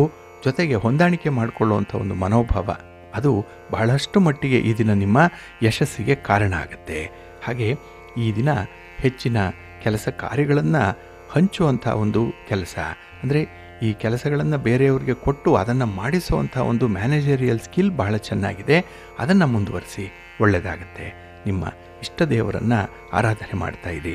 ಹಾಗೆ ಭಕ್ತಿಯಿಂದ ಈ ದಿನ ಶ್ರೀ ಲಕ್ಷ್ಮೀ ನರಸಿಂಹ ಸ್ತೋತ್ರವನ್ನು ಹೇಳ್ಕೊಳ್ಳಿ, ಒಳ್ಳೆಯದಾಗುತ್ತೆ. ನಿಮ್ಮ ಅದೃಷ್ಟದ ಬಣ್ಣ ಕೆಂಪು, ಅದೃಷ್ಟದ ದಿಕ್ಕು ಈಶಾನ್ಯ ದಿಕ್ಕು, ಅದೃಷ್ಟ ಸಂಖ್ಯೆ 1. ತುಲಾರಾಶಿ. ತುಲಾರಾಶಿಯವರಿಗೂ ಕೂಡ ಈ ದಿನ ಉತ್ತಮ ಫಲಗಳು ಸಿಕ್ಕುವಂಥ ದಿನ. ಅದರಲ್ಲೂ ನಿಮ್ಮ ಶ್ರಮಕ್ಕೆ ತಕ್ಕಂತಹ ಫಲ ನಿಮಗೆ ಸಿಕ್ಕತ್ತೆ. ಹಾಗೆ ಈ ಮನೆಯ ವಿಚಾರದಲ್ಲಿ ಮಿತಿಮೀರಿ ನೀವು ಶ್ರಮ ಪಡುವಂಥದ್ದು ಕೂಡ ಇದೆ. ಇನ್ನು ವಿಶೇಷವಾಗಿ ಮನೆಯಲ್ಲಿರುವಂಥ ಹಿರಿಯರ ಬಗ್ಗೆ, ಕಿರಿಯರ ಬಗ್ಗೆ ಒಳ್ಳೆಯ ಕಾಳಜಿ, ಕಳಕಳಿ ಈ ದಿನ ನಿಮಗೆ ಇರುವಂಥದ್ದು. ಇನ್ನು ಕಲಾವಿದರಿಗೆ, ಪ್ರತಿಭಾವಂತರಿಗೆ ಈ ದಿನ ಒಳ್ಳೆಯ ಅವಕಾಶಗಳು ಸಿಕ್ಕುವಂಥ ಸಂದರ್ಭ ಇದೆ, ಒಳ್ಳೆಯ ವೇದಿಕೆ ಸಿಕ್ಕತ್ತೆ. ಅದನ್ನು ಸಂಪೂರ್ಣವಾಗಿ ಬಳಸ್ಕೊಳ್ಳುವಂಥ ಒಂದು ಪ್ರಯತ್ನ ಮಾಡಿ. ಹಾಗೆ ಈ ದಿನ ನಿಮ್ಮ ಖರ್ಚು ವೆಚ್ಚಗಳಿಗೆ ಬೇಕಾದಂಥ ಹಣದ ನೆರವು ಬಹಳ ಚೆನ್ನಾಗಿ ಸಿಕ್ಕತ್ತೆ. ಇನ್ನು ವಿಶೇಷತೆ ಅಂತ ಹೇಳಿದ್ರೆ ನಿಮ್ಮ ಕನಸಿನ ಒಂದು ಕೆಲಸವನ್ನು ಈ ದಿನ ಪೂರ್ಣಗೊಳಿಸಲಿಕ್ಕೆ ಅವಕಾಶ ಇದೆ. ಹಾಗೆ ನಿಮ್ಮ ಇಷ್ಟಾರ್ಥಗಳು, ನಿಮ್ಮ ಬಯಕೆಗಳನ್ನು ಈಡೇರಿಸ್ಕೊಳ್ಳಿಕ್ಕೂ ಕೂಡ ಒಳ್ಳೊಳ್ಳೆಯ ಅವಕಾಶಗಳು ಸಿಕ್ಕುವಂಥದ್ದು. ಆದರೆ ಈ ಮುಂದಿನ ಭವಿಷ್ಯದ ಬಗ್ಗೆ ನಿಮಗೆ ಸ್ವಲ್ಪ ಜಿಜ್ಞಾಸೆ ಇರುತ್ತೆ. ಎಲ್ಲೋ ಒಂದು ಕಡೆ ಭಯದ ವಾತಾವರಣ, ಅತಂತ್ರದ ಭವಿಷ್ಯ ಆಗ್ಬಿಡತ್ತಾ ಅನ್ನುವಂಥ ಒಂದು ತಪ್ಪು ತಿಳುವಳಿಕೆ ನಿಮ್ಮ ಮನಸ್ಸಿನಲ್ಲಿ ಇರುತ್ತೆ.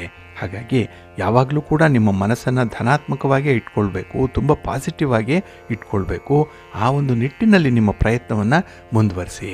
ಇನ್ನು ಕೆಲವೊಂದು ಉನ್ನತ ಮಟ್ಟದ ನಿರ್ಧಾರಗಳನ್ನು ಕೈಗೊಳ್ಳುವಂಥ ಸಂದರ್ಭ ಇದೆ. ಕುಟುಂಬದಲ್ಲಿ ನಿಮ್ಮ ನಿರ್ಧಾರವೇ ಅಂತಿಮವಾಗುತ್ತೆ. ಹಾಗಾಗಿ ನಿಮ್ಮ ಮಾತಿಗೆ, ನಿಮ್ಮ ಒಂದು ಅಭಿಪ್ರಾಯಕ್ಕೆ ತುಂಬ ಮನ್ನಣೆ ಇದೆ, ತೂಕ ಇದೆ.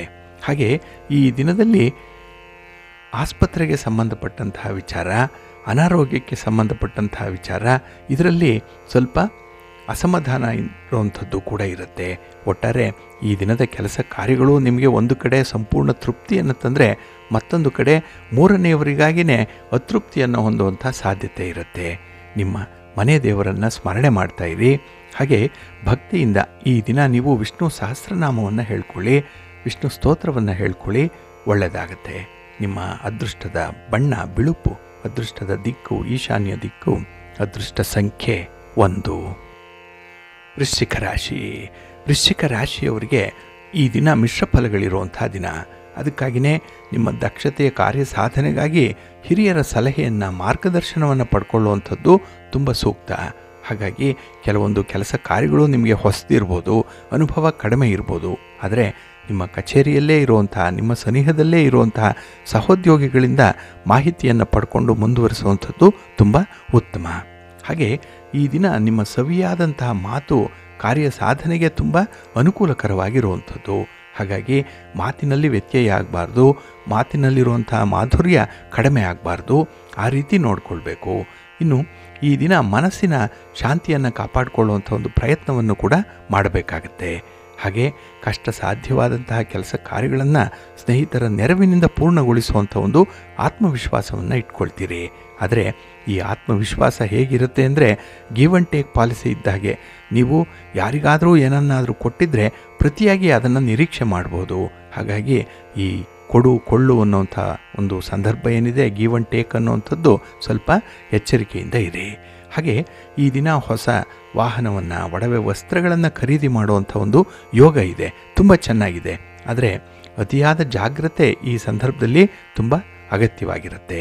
ಇನ್ನು ಈ ದಿನ ನಿಮ್ಮ ಪ್ರಯತ್ನವನ್ನು ಮುಂದುವರಿಸಿದ್ರೆ ಉತ್ತಮ ಫಲಗಳೇನು ಸಿಕ್ಕತ್ತೆ. ಇದು ವಿದ್ಯಾರ್ಥಿಗಳಿಗೆ ಹೇಳ್ತಾ ಇರುವಂಥ ಒಂದು ವಿಚಾರ. ಹಾಗಾಗಿ ನಿಮ್ಮ ಯಾವುದೇ ಒಂದು ಅಡೆತಡೆಗಳಿರಲಿ, ಸ್ಟಾರ್ಟಿಂಗ್ ಹಿಕ್ಕಪ್ಸ್ ಅನ್ನುವಂಥದ್ದಿರಲಿ, ಅದನ್ನು ಸಮರ್ಥವಾಗಿ ಬಗೆಹರಿಸುವಂಥ ಒಂದು ಪ್ರಯತ್ನವನ್ನು ಮಾಡಿ, ಒಳ್ಳೆಯದಾಗತ್ತೆ. ನಿಮ್ಮ ಮನೆ ದೇವರನ್ನು ಸ್ಮರಣೆ ಮಾಡ್ತಾ ಇರಿ. ಹಾಗೆ ಭಕ್ತಿಯಿಂದ ಈ ದಿನ ನೀವು ದುರ್ಗಾಸ್ತುತಿಯನ್ನು ಮಾಡಿ, ಅಮ್ಮನವರ ದರ್ಶನ ಮಾಡ್ಕೊಳ್ಳಿ, ಒಳ್ಳೆಯದಾಗತ್ತೆ. ನಿಮ್ಮ ಅದೃಷ್ಟದ ಬಣ್ಣ ಕೆಂಪು, ಅದೃಷ್ಟದ ದಿಕ್ಕು ಪೂರ್ವ ದಿಕ್ಕು, ಅದೃಷ್ಟ ಸಂಖ್ಯೆ 1. ಧನುರಾಶಿ. ಧನುರಾಶಿಯವರಿಗೆ ಈ ದಿನ ಚತುರ್ಥದಲ್ಲಿ ಚಂದ್ರ ಇರೋದರಿಂದ ಸ್ವಲ್ಪ ಕಸಿವಿಸಿ ಉಂಟಾಗುವಂಥದ್ದು ಇದೆ. ಈ 4ನೇ ಮನೆ ಅಂದರೆ ಸುಖಸ್ಥಾನ, ಅದಕ್ಕೆ ಸ್ವಲ್ಪ ಕೊರತೆ ಉಂಟಾಗುವಂಥದ್ದು ಇರುತ್ತೆ. ಹಾಗೆ ಈ ದಿನ ಅನಿಯಮಿತವಾದಂಥ ಆಹಾರ ಪದ್ಧತಿ ನಿಮಗೆ ಗಂಭೀರ ಸಮಸ್ಯೆಯನ್ನು ಉಂಟು ಮಾಡ್ಬೋದು. ಹಾಗಾಗಿನೇ ಆಹಾರ ವಿಹಾರಾದಿಗಳಲ್ಲಿ ಸ್ವಲ್ಪ ಜಾಗ್ರತೆಯನ್ನು ವಹಿಸಬೇಕಾಗತ್ತೆ. ಇನ್ನು ಈ ದಿನ ಗೃಹಿಣಿಯರು ಮನೆಯಲ್ಲಿ ಸ್ವಲ್ಪ ಜವಾಬ್ದಾರಿಯುತವಾದಂಥ ಕೆಲಸಗಳನ್ನು ಮಾಡಬೇಕಾಗತ್ತೆ. ಹಾಗಾಗಿ ಗಣ್ಯರನ್ನು ಭೇಟಿ ಮಾಡಬೇಕು, ಕೆಲವೊಂದು ಸಮಸ್ಯೆಗಳನ್ನು ಪರಿಹಾರ ಮಾಡಬೇಕು. ಇಂಥ ನಿಟ್ಟಿನಲ್ಲಿ ಈ ದಿನ ಸ್ವಲ್ಪ ಪ್ರಯಾಣ, ಪ್ರವಾಸ ಅನ್ನುವಂಥದ್ದು ಕೂಡ ಇದೆ. ಇನ್ನು ಪ್ರೀತಿ ಪ್ರೇಮದ ವಿಚಾರದಲ್ಲಿ ಅದ್ಭುತವಾದಂತಹ ಯಶಸ್ಸು ಸಿಕ್ಕತ್ತೆ, ಮನಸ್ಸಿಗೆ ಸಮಾಧಾನ ಇರುತ್ತೆ. ಹಾಗೆ ಈ ದಿನ ಕಲಾವಿದರಿಗೆ ಹೊಸ ಹೊಸ ಅವಕಾಶಗಳು ಸಿಕ್ಕುವಂಥದ್ದು ಇದೆ. ನಿಮ್ಮನ್ನು ಗುರುತಿಸ್ತಾರೆ, ನಿಮ್ಮ ಕಲೆಯನ್ನು, ನಿಮ್ಮ ಪ್ರತಿಭೆಯನ್ನು ಆರಾಧನೆ ಮಾಡ್ತಾರೆ. ಆಗ ನಿಮಗೆ ಎಲ್ಲಿಲ್ಲದ ಸಂತೋಷ ಉಂಟಾಗುವಂಥದ್ದು. ಹಾಗೆ ನಿಮ್ಮ ಸಾಧನೆಗೆ ಸಿಕ್ಕುವಂಥ ಒಂದು ಒಳ್ಳೆಯ ರಿವಾರ್ಡ್ ಇದು. ಹಾಗೆ ಈ ಪ್ರವಾಸ, ಪ್ರಯಾಣ ಅನ್ನುವಂಥದ್ರಲ್ಲಿ ಅಲ್ಪಮಟ್ಟಿನ ತೃಪ್ತಿ ಈ ದಿನ ಇರುವಂಥದ್ದು. ಏಕೆಂದರೆ ನಿಮ್ಮ ನಿರೀಕ್ಷೆಗಳೇ ಜಾಸ್ತಿ ಇರುತ್ತೆ. ಎಕ್ಸ್ಪೆಕ್ಟೇಷನ್ ತುಂಬ ಇದ್ದಾಗ ಅದು ಫುಲ್ಫಿಲ್ ಆಗದೇ ಇರುವಂಥ ಸಂದರ್ಭದಲ್ಲಿ ಸ್ವಲ್ಪ ಅಸಮಾಧಾನ ಇರುವಂಥ ಸಂದರ್ಭ ಇದೆ. ಹಾಗೆ ಈ ದಿನ ಅನಿರೀಕ್ಷಿತವಾಗಿ ಬರುವಂಥ ಲಾಭ ನಿಮ್ಮ ಹಣಕಾಸಿನ ಸ್ಥಿತಿಯನ್ನು ಗಮನಾರ್ಹವಾಗಿ ಸುಧಾರಣೆ ಮಾಡುತ್ತೆ. ಹಾಗಾಗಿನೇ ಈ ಅಪ್ವರ್ಡ್ ಮೊಬಿಲಿಟಿ ಅನ್ನುವಂಥದ್ದು ಈ ದಿನದಿಂದ ಆರಂಭ ಆಗುವಂಥದ್ದು. ಹಾಗೆ ಯಾವುದೇ ಒಂದು ವಿಚಾರದಲ್ಲಿ ನಿಮ್ಮ ಸಾಧನೆಗೆ ಮೇಲಧಿಕಾರಿಗಳಿಂದ ಪ್ರಶಂಸೆ ಅನ್ನುವಂಥದ್ದು ಸಿಕ್ಕತ್ತೆ. ಒಟ್ಟಾರೆ ಈ ದಿನ ನಿಮ್ಮ ಪ್ರಯತ್ನಕ್ಕೆ ಮೀರಿದಂಥ ಒಳ್ಳೆಯ ಫಲವನ್ನು ಪಡ್ಕೊಳ್ಳುವಂಥ ಸಂದರ್ಭ ಇದೆ. ಒಳ್ಳೆಯದಾಗತ್ತೆ. ನಿಮ್ಮ ಇಷ್ಟ ದೇವರನ್ನು ಆರಾಧನೆ ಮಾಡ್ತಾ ಇರಿ. ಹಾಗೆ ಭಕ್ತಿಯಿಂದ ಈ ದಿನ ಶ್ರೀ ಲಕ್ಷ್ಮೀ ವೆಂಕಟೇಶ್ವರ ಸ್ವಾಮಿಯ ಆರಾಧನೆ ಮಾಡಿಕೊಳ್ಳಿ. ಒಳ್ಳೆಯದಾಗತ್ತೆ. ನಿಮ್ಮ ಅದೃಷ್ಟದ ಬಣ್ಣ ಬಿಳುಪು, ಅದೃಷ್ಟದ ದಿಕ್ಕು ಈಶಾನ್ಯ ದಿಕ್ಕು, ಅದೃಷ್ಟ ಸಂಖ್ಯೆ 1. ಮಕರ ರಾಶಿ. ಮಕರ ರಾಶಿಯವರಿಗೆ ಈ ದಿನ ಕೀರ್ತಿ ಸ್ಥಾನದಲ್ಲಿ ಚಂದ್ರ ಇದ್ದಾನೆ. ಹಾಗಾಗಿನೇ ನಿಮ್ಮ ಕೆಲಸ ಕಾರ್ಯಗಳಲ್ಲಿ ನಿಮಗೆ ಧೈರ್ಯ, ಹೇಗೋ ಒಂದು ಒಳ್ಳೆಯ ಫಲಿತಾಂಶಗಳನ್ನು ಪಡ್ಕೊಳ್ಳಿಕ್ಕೆ ಸಾಧ್ಯ ಇದೆ ಅನ್ನುವಂಥ ಒಂದು ಆತ್ಮವಿಶ್ವಾಸ.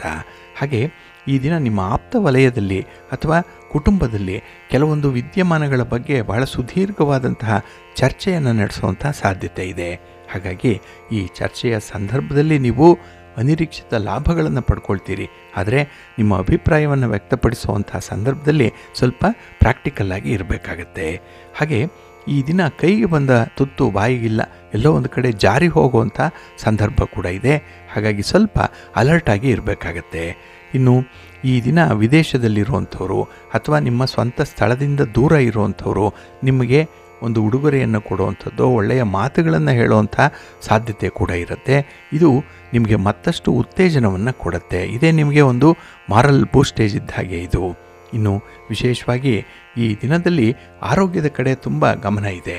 ಹಾಗಾಗಿ ಮನೆಯಲ್ಲಿರುವಂಥ ಆರೋಗ್ಯ, ನಿಮ್ಮ ಸ್ವಂತ ಆರೋಗ್ಯ, ಇದರ ಕಡೆ ಹೆಚ್ಚು ಕಾಳಜಿಯನ್ನು ವಹಿಸುವಂಥದ್ದು. ಜೊತೆಗೆ ಯಾವುದೇ ಒಂದು ಸಂದರ್ಭದಲ್ಲೂ ನಿಮ್ಮ ವಿರೋಧಿಗಳ ಸಂಖ್ಯೆ ಜಾಸ್ತಿ ಆಗಬಾರ್ದು. ಆ ರೀತಿ ಎಚ್ಚರಿಕೆಯಿಂದ ನೋಡಬೇಕಾಗತ್ತೆ. ಇನ್ನು ಈ ದಿನ ಅತಿಯಾದ ಆತ್ಮವಿಶ್ವಾಸದಿಂದ ಕೂಡ ನಿಮಗೆ ಕೇಡು ಉಂಟಾಗುವಂಥದ್ದಿರುತ್ತೆ. ಯಾವುದೇ ವಿಚಾರ ಎಷ್ಟು ಬೇಕೋ ಅಷ್ಟಕ್ಕೆ ಇಟ್ಕೊಳ್ಳಿ, ಒಳ್ಳೆಯದಾಗತ್ತೆ. ಈ ದಿನ ನಿಮ್ಮ ಇಷ್ಟ ದೇವರನ್ನು ಆರಾಧನೆ ಮಾಡ್ತಾ ಇರಿ. ಇನ್ನು ಭಕ್ತಿಯಿಂದ ಈ ದಿನ ನೀವು ಶಿವ ಪಂಚಾಕ್ಷರಿ ಮಂತ್ರವನ್ನು ಹೇಳ್ಕೊಳ್ಳಿ. ಶಿವನ ಪರಿವಾರ ದೇವತೆಗಳನ್ನು ಪ್ರಾರ್ಥನೆ ಮಾಡ್ತಾ ಇರಿ. ಒಳ್ಳೆಯದಾಗತ್ತೆ. ನಿಮ್ಮ ಅದೃಷ್ಟದ ಬಣ್ಣ ನೇರಳೆ, ಅದೃಷ್ಟದ ದಿಕ್ಕು ಈಶಾನ್ಯ ದಿಕ್ಕು, ಅದೃಷ್ಟ ಸಂಖ್ಯೆ 1. ಕುಂಭರಾಶಿ. ಕುಂಭರಾಶಿಯವರಿಗೆ ಈ ದಿನ ವಾಕ್ಸ್ಥಾನದಲ್ಲಿ ಚಂದ್ರ ಇರುವಂಥ ದಿನ. ಹಾಗಾಗಿನೇ ಈ ದಿನ ನಿಮ್ಮ ಮಾತಿನ ಮೇಲೆ ಸ್ವಲ್ಪ ಹಿಡಿತಾ ಇರಬೇಕು. ಯಾವ ಸಂದರ್ಭದಲ್ಲಿ ಯಾರೊಂದಿಗೆ ಮಾತಾಡ್ತಾ ಇದ್ದೇನೆ ಅನ್ನುವಂಥ ಒಂದು ಅರಿವು ಇರಬೇಕಾಗತ್ತೆ. ಹಾಗೆ ಈ ದಿನ ನಿರ್ಧಾರಗಳನ್ನು ತೆಗೆದುಕೊಳ್ಳಿಕ್ಕೆ ಇದು ಅಷ್ಟೊಂದು ಒಳ್ಳೆಯ ಸಮಯ ಅಲ್ಲ. ಹಾಗಾಗಿನೇ ಕೂಲಂಕುಷವಾಗಿ ವಿಚಾರ ಮಾಡಿ ಸಾಧಕ ಬಾಧಕಗಳನ್ನು ನೋಡಿ ನಿರ್ಧಾರವನ್ನು ಕೈಗೊಳ್ಳಬೇಕಾಗತ್ತೆ. ಇನ್ನು ಈ ದಿನ ಕುಟುಂಬ ಸದಸ್ಯರಿಗೆ ನಿಮ್ಮ ಒಂದು ಕ್ವಾಲಿಟಿ ಟೈಮನ್ನು ನೀಡುವಂಥದ್ದು, ಅವರ ಕಷ್ಟ ಸುಖಗಳನ್ನು ವಿಚಾರ ಮಾಡಿಕೊಳ್ಳುವಂಥದ್ದು ಬಹಳ ಮುಖ್ಯವಾಗುತ್ತೆ. ಇನ್ನು ಈ ದಿನದಲ್ಲಿ ಹೊಸದ ಮೂಲಗಳೇನಿದೆ, ಅಂದರೆ ಹೊಸ ಆದಾಯದ ಮೂಲಗಳೇನಿದೆ, ಅದು ನಿಮಗೆ ಈ ದಿನ ಒಂದು ಆಶ್ಚರ್ಯವನ್ನು ಉಂಟು ಮಾಡುವಂಥ ರೀತಿಯಲ್ಲಿ ಈ ದಿನ ಆರಂಭ ಆಗುವಂಥದ್ದು ಇದೆ. ಹಾಗೆ ಈ ದಿನ ಕಾರ್ಯಭಾರದ ಒತ್ತಡ ಸ್ವಲ್ಪ ಜಾಸ್ತಿ ಇರುವಂಥದ್ದು, ಅದನ್ನು ನಿಭಾಯಿಸಬೇಕು. ಅದಕ್ಕಾಗಿಯೇ ಈ ದಿನ ಮನಸ್ಸಿನ ಶಾಂತಿಗೆ, ನೆಮ್ಮದಿಗೆ ಹೆಚ್ಚು ಮಹತ್ವವನ್ನು ಕೊಡುವಂಥದ್ದು ಇದೆ. ಇನ್ನು ಈ ದಿನ ನಿಮ್ಮ ಕೆಲಸ ಕಾರ್ಯಗಳಲ್ಲಿ ಒಳ್ಳೆಯ ಸಾಧನೆಯನ್ನು ಮಾಡ್ತೀರಿ.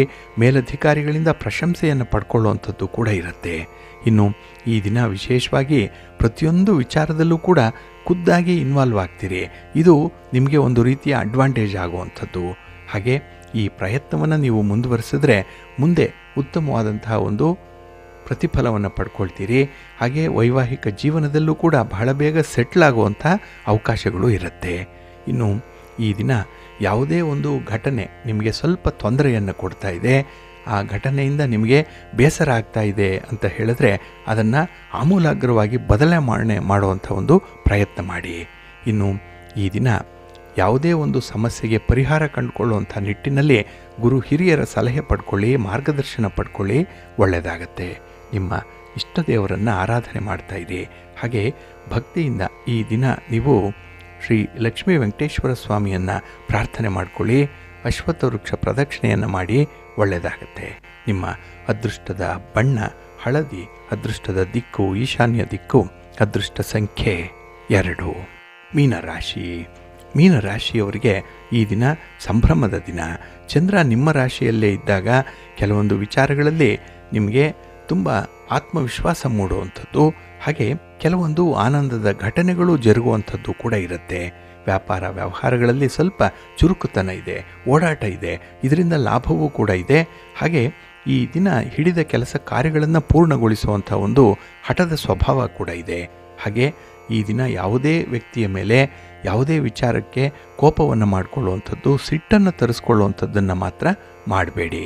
ಇನ್ನು ಈ ದಿನ ವಿಶೇಷವಾಗಿ ಒಪ್ಪಂದಕ್ಕೆ ಸಹಿ ಹಾಕುವಂಥ ಮೊದಲು ಕಾಗದ ಪತ್ರಗಳು, ದಾಖಲೆ ಪತ್ರಗಳು ಇವುಗಳನ್ನು ಪರಿಶೀಲನೆ ಮಾಡಿ ನೀವು ಸಹಿ ಹಾಕಬೇಕಾಗತ್ತೆ. ಹಾಗಾಗಿ ಎಲ್ಲರನ್ನೂ ಕೂಡ ಒಂದು ರೀತಿಯಲ್ಲಿ ಅಂಧರಂತೆ ನಂಬಬೇಡಿ, ಆತ್ಮವಿಶ್ವಾಸದಿಂದ ಮುಂದುವರಿರಿ. ಇನ್ನು ಈ ದಿನ ವಿಶೇಷವಾಗಿ ನಿಮಗೆ ನಿಮ್ಮ ಮಿತ್ರ ಪರಿವಾರದಲ್ಲಿ ಹೊಗಳಿಕೆಗೆ ಅವಕಾಶ ಇರುವಂಥದ್ದು. ಹಾಗಾಗಿ ನಿಮ್ಮನ್ನು ಈ ದಿನ ಹೊಗಳಿ ಅಟ್ಟಕ್ಕೇರಿಸುವಂಥ ಒಂದು ಸನ್ನಿವೇಶ ಕೂಡ ಇದೆ. ಹಾಗೆ ಈ ದಿನ ನಿಮ್ಮ ಯೋಗ್ಯತೆ, ನಿಮ್ಮ ಸಾಮರ್ಥ್ಯ, ನಿಮ್ಮ ಪ್ರತಿಭೆ ಇದಕ್ಕೆ ಮೀರಿದಂತಹ ಕೆಲಸ ಕಾರ್ಯಗಳಲ್ಲಿ ಸಿಕ್ಕಾಕೊಳ್ಬೇಡಿ. ನಿಮ್ಮ ಒಂದು ಶಕ್ತಿ ಸಾಮರ್ಥ್ಯದ ಇತಿ ಒಳಗೆ ಈ ಕೆಲಸಗಳನ್ನು ಮಾಡಲಿಕ್ಕೆ ಸಂಕಲ್ಪ ಮಾಡ್ಕೊಳ್ಳಿ, ಒಳ್ಳೆಯದಾಗತ್ತೆ. ನಿಮ್ಮ ಮನೆ ದೇವರನ್ನು ಸ್ಮರಣೆ ಮಾಡ್ತಾ ಇರಿ. ಹಾಗೆ ಭಕ್ತಿಯಿಂದ ಈ ದಿನ ನೀವು ಕನಕಧಾರ ಸ್ತೋತ್ರವನ್ನು ಹೇಳ್ಕೊಳ್ಳಿ, ಮಹಾಲಕ್ಷ್ಮಿಯನ್ನು ಆರಾಧನೆ ಮಾಡಿ, ಒಳ್ಳೆಯದಾಗತ್ತೆ. ನಿಮ್ಮ ಅದೃಷ್ಟದ ಬಣ್ಣ ಕೆಂಪು, ಅದೃಷ್ಟದ ದಿಕ್ಕು ಪೂರ್ವ ದಿಕ್ಕು, ಅದೃಷ್ಟ ಸಂಖ್ಯೆ 1.